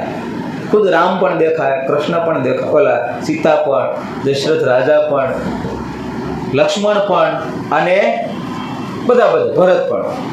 હવે બને જ કેવું? હનુમાન એકને તમે ક્યારે રોતા નહીં દેખાવ.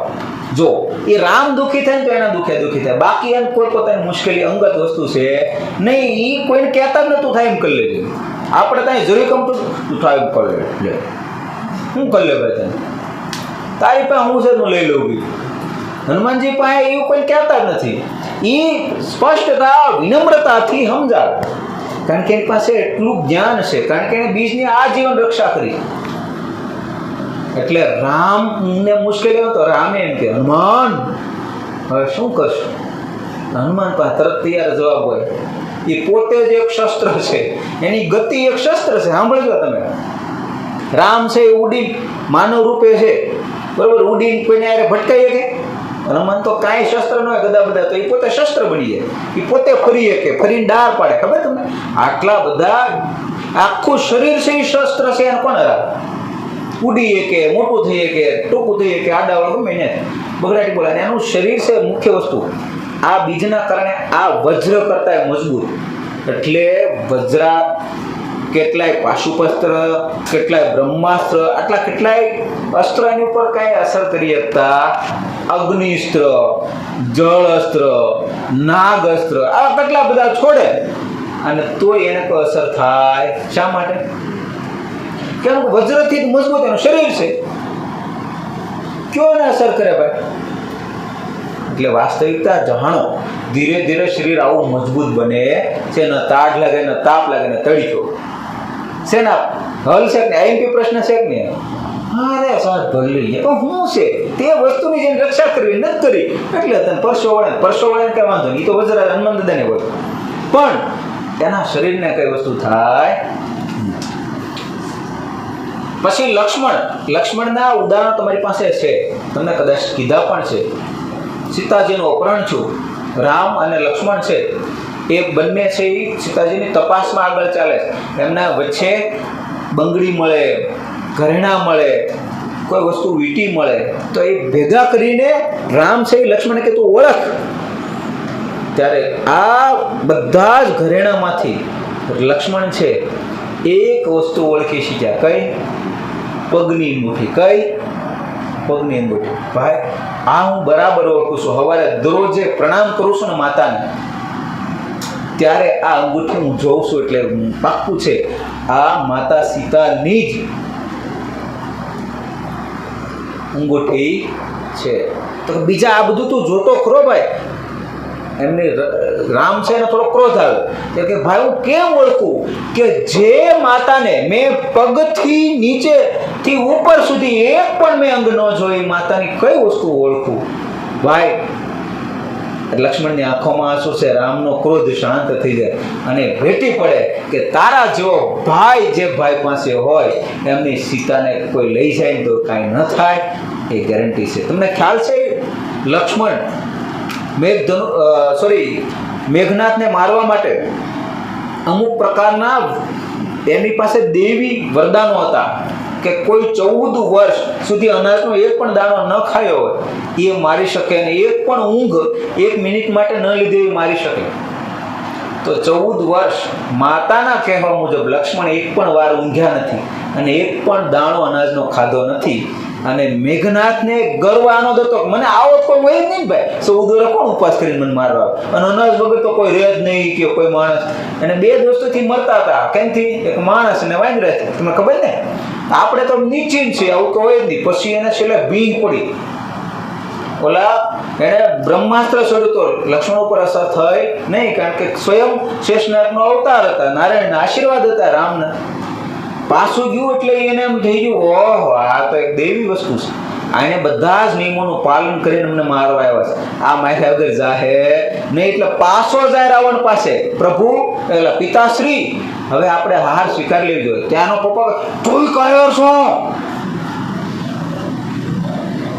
એને તો હું કીધું કે ના કાયર નથી પપ્પા, તમારી આજ્ઞા છે, હું મારો પ્રાણ પણ આપી દઈશ, પણ એક વસ્તુ નક્કી રાખજો, હું જાઉં પછી એને રામના શરણે વયા જજો, કારણ કે મારું બ્રહ્માસ્ત્ર પણ પાછું એને પ્રણામ કરીને એવું છે. એટલે બ્રહ્મા પણ જો પોતાના આપેલું જ વચન છે, મને કીધેલું હતું કે કોઈ વ્યક્તિ કે જે નર રૂપે બ્રહ્મ ખુદ આવે ત્યારે તારું અસ્ત્ર છે એની પર કામ નહીં કરી શકે. અને મેં આ વચનને સાકાર થતું જોયું એટલે એ અસ્ત્ર પાછું આવી ગયું અને મેં નક્કી કર્યું મારું મૃત્યુ એમના હાથે છે. હું ગર્વથી મરીશ કે નારાયણના ખુદ અવતાર મને મારવા આવ્યો, શેષનાગનો અવતાર મારવા આવ્યો. પપ્પા તમે શરણે જતો અને આ લંકાને બચાવી લેજો. પછી એને રાવણે જે નક્કી કર્યું કે બધા મારું હું જેવું જે રામ રામ. પણ આ એક વસ્તુ છે કે લક્ષ્મણના ગુણોમાંથી શીખ્યા જેવું છે, અને એમનામાં રામાયણ બની નથી. રામાયણના શ્રેષ્ઠ પાત્રોનો અભ્યાસ કરો. એને એક સજેશન કરીશ, આ જીવન બીજા કોઈ સારા પુસ્તકો વાંચો કે ન વાંચો, રામચરિત માનસ પર વાંચી લેજો. બધા જ પ્રકારના હલ, જ્ઞાન છે, વિજ્ઞાન છે, અધ્યાત્મ છે, ભક્તિ છે, શક્તિ છે, સંયમ છે, અને શ્રેષ્ઠતમ આ ચક્રો જોઈએ ને એનું જ્ઞાન એમાં છુપાયેલું છે.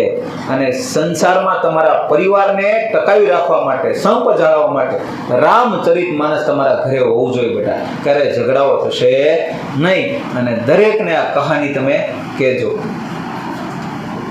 પછી જીવનનું આખરી સત્ય આ જ છે. ભીષ્મ પિતામહ 108 વર્ષના હતા, યુવાનોને અફાવતા હતા. આ ઉદાહરણ તમને દીધું. યાદશક્તિ તે જ વિવેકાનંદની હતી. અને એક પણ વાર જે વસ્તુ બંદૂક નથી લીધી હાથમાં, છતાં પણ એ ગોળીથી એને વીંધી શકતા હતા. શા માટે? કારણ કે એમની પાસે આ બીજની રક્ષા હતી. એટલે એકાગ્રતા સીધી આવે, કારણ કે આ બીજની રક્ષા છે ને દિમાગનું ડેવલપમેન્ટ છે. સાંભળ, તમે આજ સુધી ભણ્યા છો, માણસનું દિમાગ છે અવડું રહે, પરંતુ હૃદય અવડું જ રહેશ ને, પણ ભાવનાઓ અલગ હોય. કોઈનું કોઈના ભલા કરવા માટે હોય તો હૃદય કઈ ફૂલાને અવડું દોડો નથી આખી દુનિયા જોવું, પરંતુ અવડા જે હૃદયનો આકાર છે એમાં આખું દુનિયા હમાય કે. અને આ ભાવના કોની પાસે હતી? વિવેકાનંદ પાસે. આખા વિશ્વનું કલ્યાણ કરવાની ભાવના. એટલે એનું હૃદય વિશાળ હોય, સ્વાભાવિક છે. અને એમના માટે એમણે બીજની રક્ષા કરી. એટલે દિમાગ છે એ સત્ય જ હતું, સંપૂર્ણ એકાગ્ર હતું, કારણ કે ધ્યાન કરતા હતા, યોગ કરતા. આપણે સવારે જોઈએ તો અમુક બાળકો ધ્યાન વખતે બીજી પ્રવૃત્તિ શું છે, અને પછી આખો દિવસ 8 કલાક વાંચે ને તો એ 4 કલાકનું યાદ ન રાખે. તો મારો હિસાબ અવળો છે. હું જીવનમાં સફળ છું એની પાછળનું એક જ કારણ એ છે કે હું ધ્યાન ઉપર વિશેષ ધ્યાન આપું છું. કેની ઉપર? હું ભણ્યો ત્યાં સુધી મેં 3 થી 4 કલાકથી વધારે વાંચ્યું નહીં. સાયન્સવાળા વાંચજો, 10 વાળા 12 વાળા તમે વાંચજો, કારણ કે અભ્યાસક્રમ અલગ અલગ છે. પણ બેટા 21 મિનિટનું ધ્યાન રોજ કરો. અમારા પછી શું થાય ખબર? તમે ધ્યાન કરો નહીં સીધી રીતે, અમારે પરિણે કરાવવું પડે. અને અમુક નામ લાગે સાહેબ પોતે બોલે છે ને એટલે ધ્યાન કરાવે છે. એવું નથી બેટા. વાસ્તવિક જ્ઞાન છે, વાસ્તવિક સમજદારી છે. અમુક વસ્તુ આપણે શું કરવું નક્કી જ નથી દિવસ દરમિયાન. નથી ભણવું અમુકને નથી રખડવું, નથી બેહવું, નથી શું કરવું એને નથી ખબર. હોવાનું કંઈ તો હોય ને. રવિવાર જોઈ ને ફિલ્મ દેખાડવાનું કે ફિલ્મ ન જોવું, અમુકની વાત છે, અમુક ન જોવું. હોવાનું કે તો હું નથી, બેહવું નથી, રમવું તો નથી, વાતો કરે તો વાતો ન કરે, હું કરું નક્કી જ ન, કારણ કે આખો 24 કલાક નક્કી જ કરે હું કરું. હજી નક્કી નથી કર્યા, કારણ આ ઘટના આખી દુનિયા સાથે થાય છે કે શું કરવા આવ્યા તેની ખબર જ નથી. ત્યાં જઈને પૂરું થયું. તે નિશ્ચિત લક્ષ્ય બનાવો અને એ લક્ષ્ય માટે કઈ કઈ વસ્તુ છોડવી પડે એનું આયોજન બનાવો. આનાથી મોટું કોઈ ટાઈમ મેનેજમેન્ટ નથી, આનાથી મોટું કોઈ આયોજન નથી. સમજાય છે યાર? અહીં બેઠા તો અમને એવું હશે બેઠા નક્કી નથી થતું. અમુક છે એકાગ્રતાથી સાંભળી રહ્યા છે, ટટ્ટા સીધા બેઠા છે, એ બાળકોને હૃદયથી સેલ્યુટ, એમના માતા પિતાને સેલ્યુટ. એ જીવનમાં ક્યાંય પાછા નહીં પડે એ લખીને રાખે. કારણ કે આ તો વાસ્તવિક જ્ઞાન લઈ લઈએ.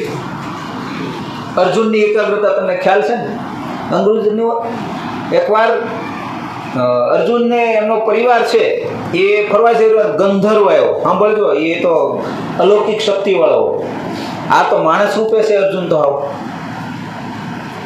અને એને ઝઘડો થઈ ગયો કોઈ વસ્તુથી, આ આપી દે અર્જુને બાંધવા મળ્યો. અર્જુનાથી કાંઈ કે હથિયાર નહોતું, હું તો ખાલી મસાલ અને પોતાનું બાણ. મસાલ હતી, એક હાથમાં તીર હતું, કારણ કે રાત્રિનો સમય હતો. અને ગંધર્વ છે તો યુદ્ધ માટે સીધો તૈયાર જ થઈ જાય, કારણ કે એને શક્તિનો અભિમાન હોય ને, એને ખબર હોય પૃથ્વીમાં આપણી કરતા કોઈ તાકાતવાળું ન હોય, બરોબર?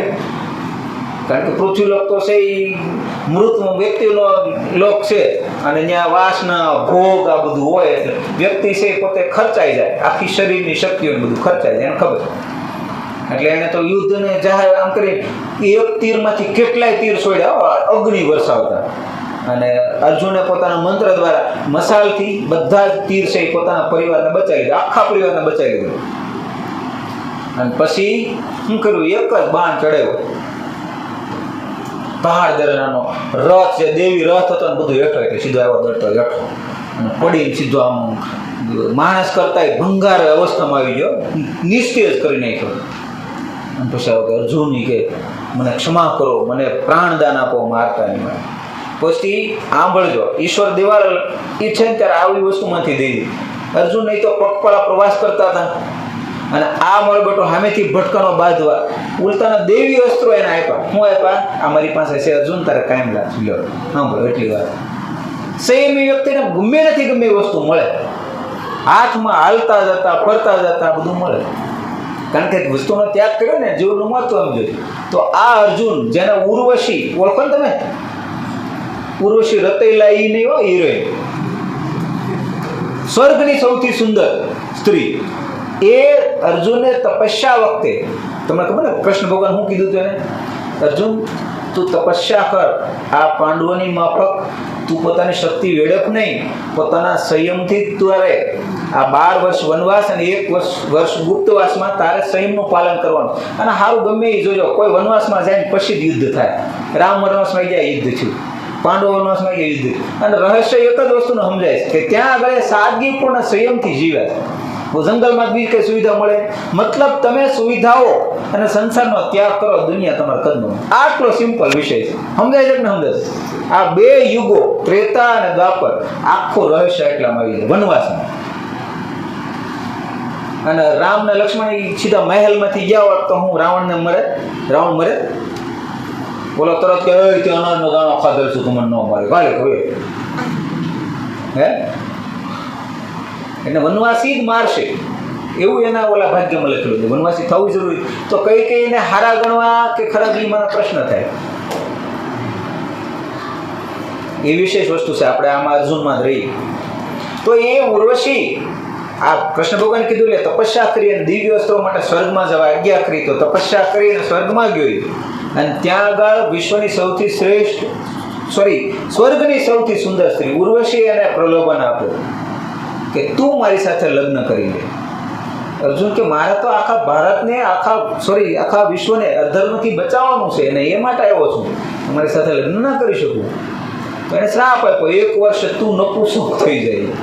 એ સ્વીકાર્ય છે માતા, પણ તમે કુંતા માતા, માદ્રી ને ગાંધારીની માફક મારી માતા સમાન, તમને પ્રણામ કરશો ને તમારો શ્રાપ છે મને સ્વીકાર્ય છે, મને મારા કાર્યમાં જવા દો.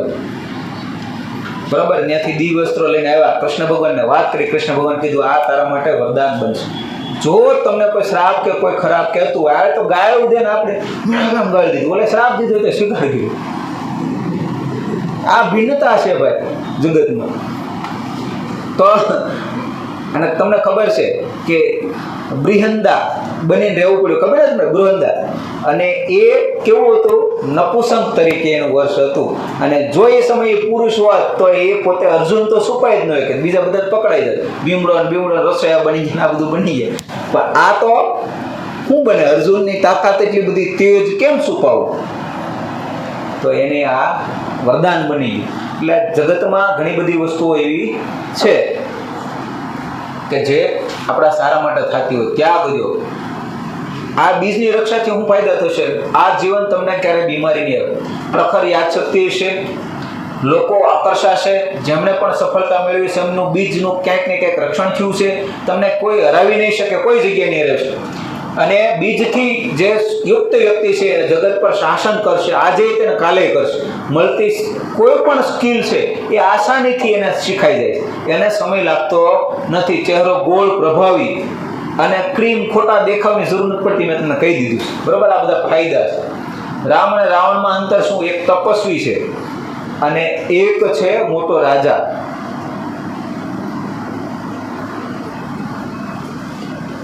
અને એ મોટો રાજા સૌથી વિશ્વનો ધનિક વ્યક્તિ છે, છતાં પણ વનમાંથી તપસ્વીની અને વનવાસી વલ્કલ પહેરેલી માતા સીતાને લઈ આવ્યો અને પોતાની પત્ની બનાવવા માટે.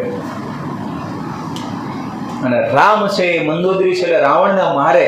પછી આવે મંદોદરી કે હું સતીવતા પત્ની છું અને રાવણનું કોઈ મારી ન શકે, અલૌકિક શક્તિ, નવ ગ્રહો જેના દાસ છે, એમને મારનાર કોણ છે? મારે જોવા છે.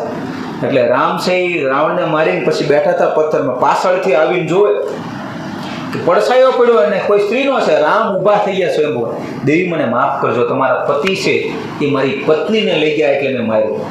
બોલી તો શ્રાપ દઈ દે એટલે વાત પૂરી થઈ જાય. કોણે શ્રાપ દીધો કૃષ્ણને? કોણે?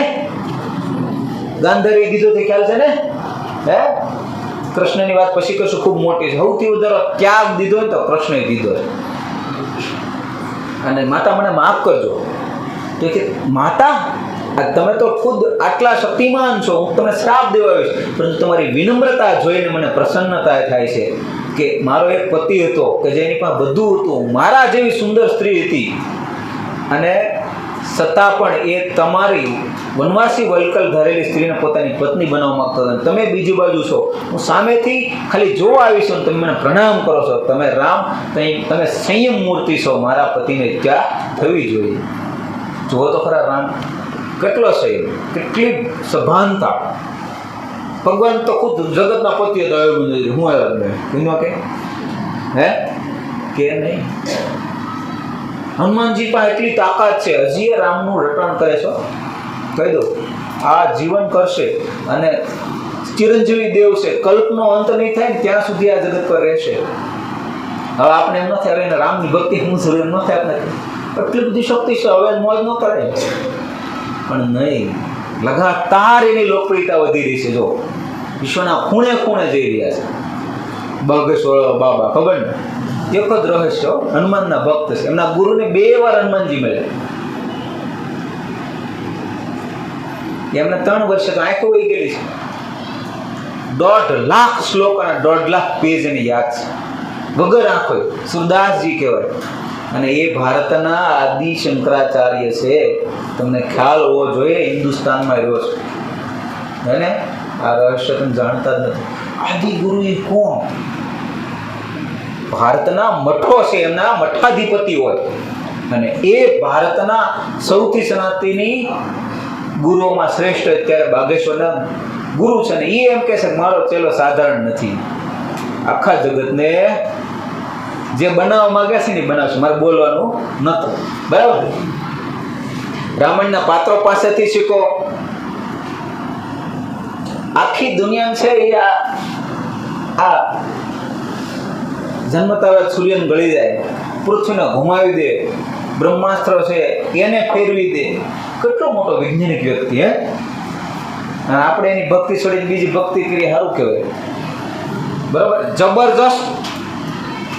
જબરજસ્તીથી ભણો નહીં, જબરજસ્ત રહેવા માટે બીજની રક્ષા જરૂરી છે. આમાં માત્રામાં ફરક છે ખાલી. અને માત્ર સેલેરી માટે ન ભણો, તમારા જીવનના વિકાસ માટે. સેલેરી તો એક નાનકડો હિસ્સો છે. બરાબર. એટલે આવા મોહથી નહીં, જીવનમાં ખૂબ આગળ વધો, દુનિયાને સમજવાની કોશિશ કરો. બધા સ્વતંત્ર છે. બરાબર. માનસિક રીતે તમારા કમજોર વિચારો, તમે ભૂલથી વિચારો છો, એની સજા તમારી વ્યક્તિગત છે. તમે જે ભૂલ કરો છો ને એની વ્યક્તિગત સજા છે. ક્યારેક એની અસર માતા પિતાને ભોગવવી પડે. ખૂબ લાડકોરથી ભણાવે, બાળક છે અહીંયા પોતાની બીજની રક્ષા કરતો નથી, એને વેડપતો રહે, મમ્મી પપ્પાને આ દિવસ રાત મહેનત કરે અને તમે કમજોર બનીને થોડાક ઓછા ટકા લઈને જાઓ, માતા પિતાને દુઃખ તો થાય. હે તો આની રક્ષા કરીને બધા સોલ્યુશન મેળવી લો ને. બસ શા માટે એમ દુઃખી કરો? એક આદત છોડી દેવામાં શું ફરક પડે? હે ભાઈ, હે ને? શું કરી શકાય? આ તમને ઉદાહરણ મેં આપી દીધું. એક દીકરો છે, કોલેજમાં અભ્યાસ કરતો હતો, એમને કોઈનો અજ્ઞાત SMS હાય એવો કોઈ દીકરી છે, એ એક્સેપ્ટ કરે, પોતાનો જીવનનો શ્રેષ્ઠતમ, સાંભળજો ડોક્ટરની વાત છે, કોલેજ એટલે મેડિકલ કોલેજની વાત છે. અને એ સમયે પોતે ફ્રેન્ક મારે હું ડોક્ટર નિશ્ચિત છું. અને જ્યારે પણ તમે કહો ને કે આમ એવું તમારા મનમાં થઈ જાય, હાશ હવે મને કોઈ હરાવી નહીં શકે, ત્યારે જ હાર બને. અઘરા કેસ હંમેશા થઈ જાય, ઈઝી કેસ જ પડે. હું કરવા આ તો આવું છે નક્કી કરી લઈ પહેલા. જ્યારે વર્ક પહેલા પરિણામ નક્કી કર્યું હોય ત્યારે તકલીફ પડે. અંતિમ સુધી જ્યાં સુધી કેસ ન પકડાય ત્યાં સુધી પરિણામ ન બને, એટલે ક્યારે તમે હારવાનું. આ એક સામાન્ય વસ્તુનું ઉદાહરણ. તો આ દીકરાને એ વસ્તુની ખબર નહોતી, એને સામે હાઈનો જવાબ આપ્યો. થોડાક સમય ટટા સીધા ભાઈ, થોડાક સમયમાં દોસ્તી થઈ, બંને છે જીવન બરબાદ કરતા રહ્યા. પેલી બાજુ લક્ષ્ય ભૂલાઈ ગયું, જીવનનું શું કરવા આવ્યો હતો, માતા પિતાના સપનાઓ ભૂલાઈ ગયા. અને આખરે આત્મહત્યા સુધી બાળક આવી ગયો. અને આત્મહત્યા કરીને છેલ્લે ચિઠ્ઠીમાં લખતો રહ્યો કે મમ્મી પપ્પા મેં જીવનમાં કેટલીક ભૂલો કરી છે, એના કારણે મારા જીવન મને ધૂંધળું દેખાય છે. હજી હતી પોસિબિલિટી આ વસ્તુની રક્ષા કરે તો જીવન હતું. અને આખરે બાળકને વાસ્તવિક જ્ઞાનના અભાવે આત્મહત્યા કરી લીધી. આપણા કોઈ બાળક, હું 15 વર્ષના શિક્ષક છું, કોઈ મારા બાળક આત્મહત્યા નથી કરી, કોઈ દીકરીએ ખરાબ કદમ નથી ઉઠાવી. પાછળનું કારણ ગમે કે ન ગમે, ગુરુ સભામાં, ચારિત્ર સભામાં વાસ્તવિક જ્ઞાન આપી દઉં છું, એની અસર નથી દેખાતી, પરંતુ ખરાબ પરિણામ ક્યારે આવતા નથી. બાળક બચી જાય છે, એ સમયે મનમાં રહે છે કે હું આ વસ્તુની રક્ષા કરી લઈશ તો હજી મારું જીવન સુધરી જશે. તો અત્યારથી જ કરો, આ જ તમારું કર્તવ્ય છે. અને આના માટે તમે જન્મ્યા છો. શરીરમાં સૌથી કિંમતી વસ્તુ આ બીજ છે. બીજી કોઈ વસ્તુની તમારે રક્ષા કરવાની જરૂર નથી. વિશ્વમાં પૂજની આ બીજ, મન અને જીભ 3 વસ્તુઓ જીતવા લાયક છે અને 4 વસ્તુઓ કરવા લાયક છે. કઈ? 4 વાગે જાગો, પ્રાણાયામ, ધ્યાન, યોગ કરો, પોતે જીવનમાં તમારા ફિટનેસ માટે તમે મહેનત કરો અને હંમેશા જીભને જીતીને ચાલો અને ધ્યાન કરો, એટલે ક્યારે તમે હારશો નહીં. તમે જીવનમાં એટલી ઊંચાઈઓ સુધી પહોંચો દીકરાઓ કે જ્યાં આગળ તમારાથી આખું વિશ્વ અચંબિત હોય. ડોક્ટર બનો તો વિશ્વનો શ્રેષ્ઠ ડોક્ટર બનો, કોઈ ખેલાડી બનો તો વિશ્વનો શ્રેષ્ઠ ખેલાડી બનો. અને એમના માટે આ છોડતા શીખજો, બાકી કાંઈ નહીં બન્યો. ખેડૂત બનો તો વિશ્વનો શ્રેષ્ઠ ખેડૂત બનો, જીવનમાં નેતા બનો તો વિશ્વનો શ્રેષ્ઠ નેતા બનીને દેખાડો. અને એ બધું ક્યારે પોસિબલ બનશે? બીજની રક્ષાથી. અને જીવનમાં તમને જ્યારે એવોર્ડ મળે અને ત્યારે સ્વીકારવા જાઓ ત્યારે આ સંદેશ આપજો આખા ભારત, ત્યારે તમને જોતું છે. અત્યારે તો આ 150 થી 170 બાળકો જોવે છે આ વસ્તુ, પરંતુ તમે જ્યારે આગળ વધશો ત્યારે આખો દેશ તમને સાંભળતો હશે. ત્યારે તમારે શું સંદેશ આપવાનો છે? આ અને ત્યારે આખો દેશ બદલાશે અને એમના માટે ટોપ ઉપર તમારે પહોંચવું અતિ આવશ્યક છે અને આ તમે કરશો એ મને વિશ્વાસ છે. કરશો? હાથ ઊંચા. તમારી પાસે એક અંતિમ પ્રોમિસ લઈ અને આપણે આજનો સેમિનાર પૂર્ણ કરીએ, કારણ કે ઘણો સમય થઈ ગયો છે. ટટ્ટાર સીધા, આંખો બંધ. આ જીવન અમે જીવનના વાસ્તવિક રસની બીજની રક્ષા કરીશું, કારણ કે એ બધી જ મુશ્કેલીઓનો હલ અને ઉપાય છે. માતા પિતા, મને ખ્યાલ છે સફળતાનો જન્મ ક્યાંથી થાય છે, અને આજે વિશ્વનું આ શ્રેષ્ઠ રહસ્ય અને જ્ઞાન હું જાણી ચૂક્યો છું. હવે મારા આજના સંકલ્પો રહેશે. જીવન અમૂલ્ય છે, એમનો ઉપયોગ કરી અને આગળ વધીશ. પરિવાર અને રાષ્ટ્ર માટે કંઈક એવું કરીને જઈશ જેનાથી આખા ભારતને વિશ્વગુરુ પદ મળે. અને આ જ મારું જીવનનું લક્ષ્ય હશે.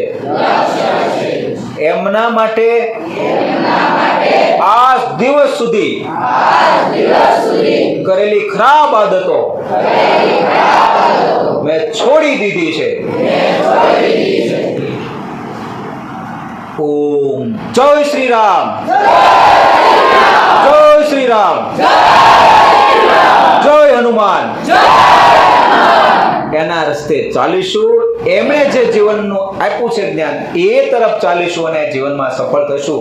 આજનો એક માત્ર સંકલ્પ એટલો યાદ રાખજો. આ બીજું યાદ રહ્યું હોય કે ન રહ્યું હોય, મુદ્દાઓ નોંધી લેશો બેટા, ભૂલાય નહીં. મન હજી દગો દેશે કાલે સાંજે, પરમ દિવસે, પહેલા દિવસે કે જીવનમાં કંઈ પણ હશો ત્યારે, પરંતુ એક બીજની રક્ષાનું ભૂલતા નહીં. બાકી દુનિયાના સ્વામીને પણ તમારી સામે ઝૂકવું પડશે. એ સાંદીપને પૂછો કે બીજની રક્ષાથી સૃષ્ટિનો ખુદ ઈશ્વર એમના તે આશ્રમમાં ભણવા માટે આવે. એ વાલ્મીકી અને વિશ્વામિત્રને પૂછો કે રામ જગપતિ પોતાનો શિષ્ય બનીને આવે. દશરથને પૂછો, એ દેવકીને પૂછો, યશોદાને પૂછો. પોતાની બીજની રક્ષા થકી એમણે પોતાના ઈશ્વરને પોતાના પુત્ર બનાવી દીધા, એમને ધબ્બા મારનાર પણ બનાવી દીધા. એ સુદામાને પૂછો, બીજની રક્ષાથી પોતાના મિત્ર બનાવી દીધા. તમે અસીમિત શક્તિઓના સ્વામી છો. બસ એક રક્ષા કરશો, જીવન તમારું બદલાઈ જશે. જય ભારત.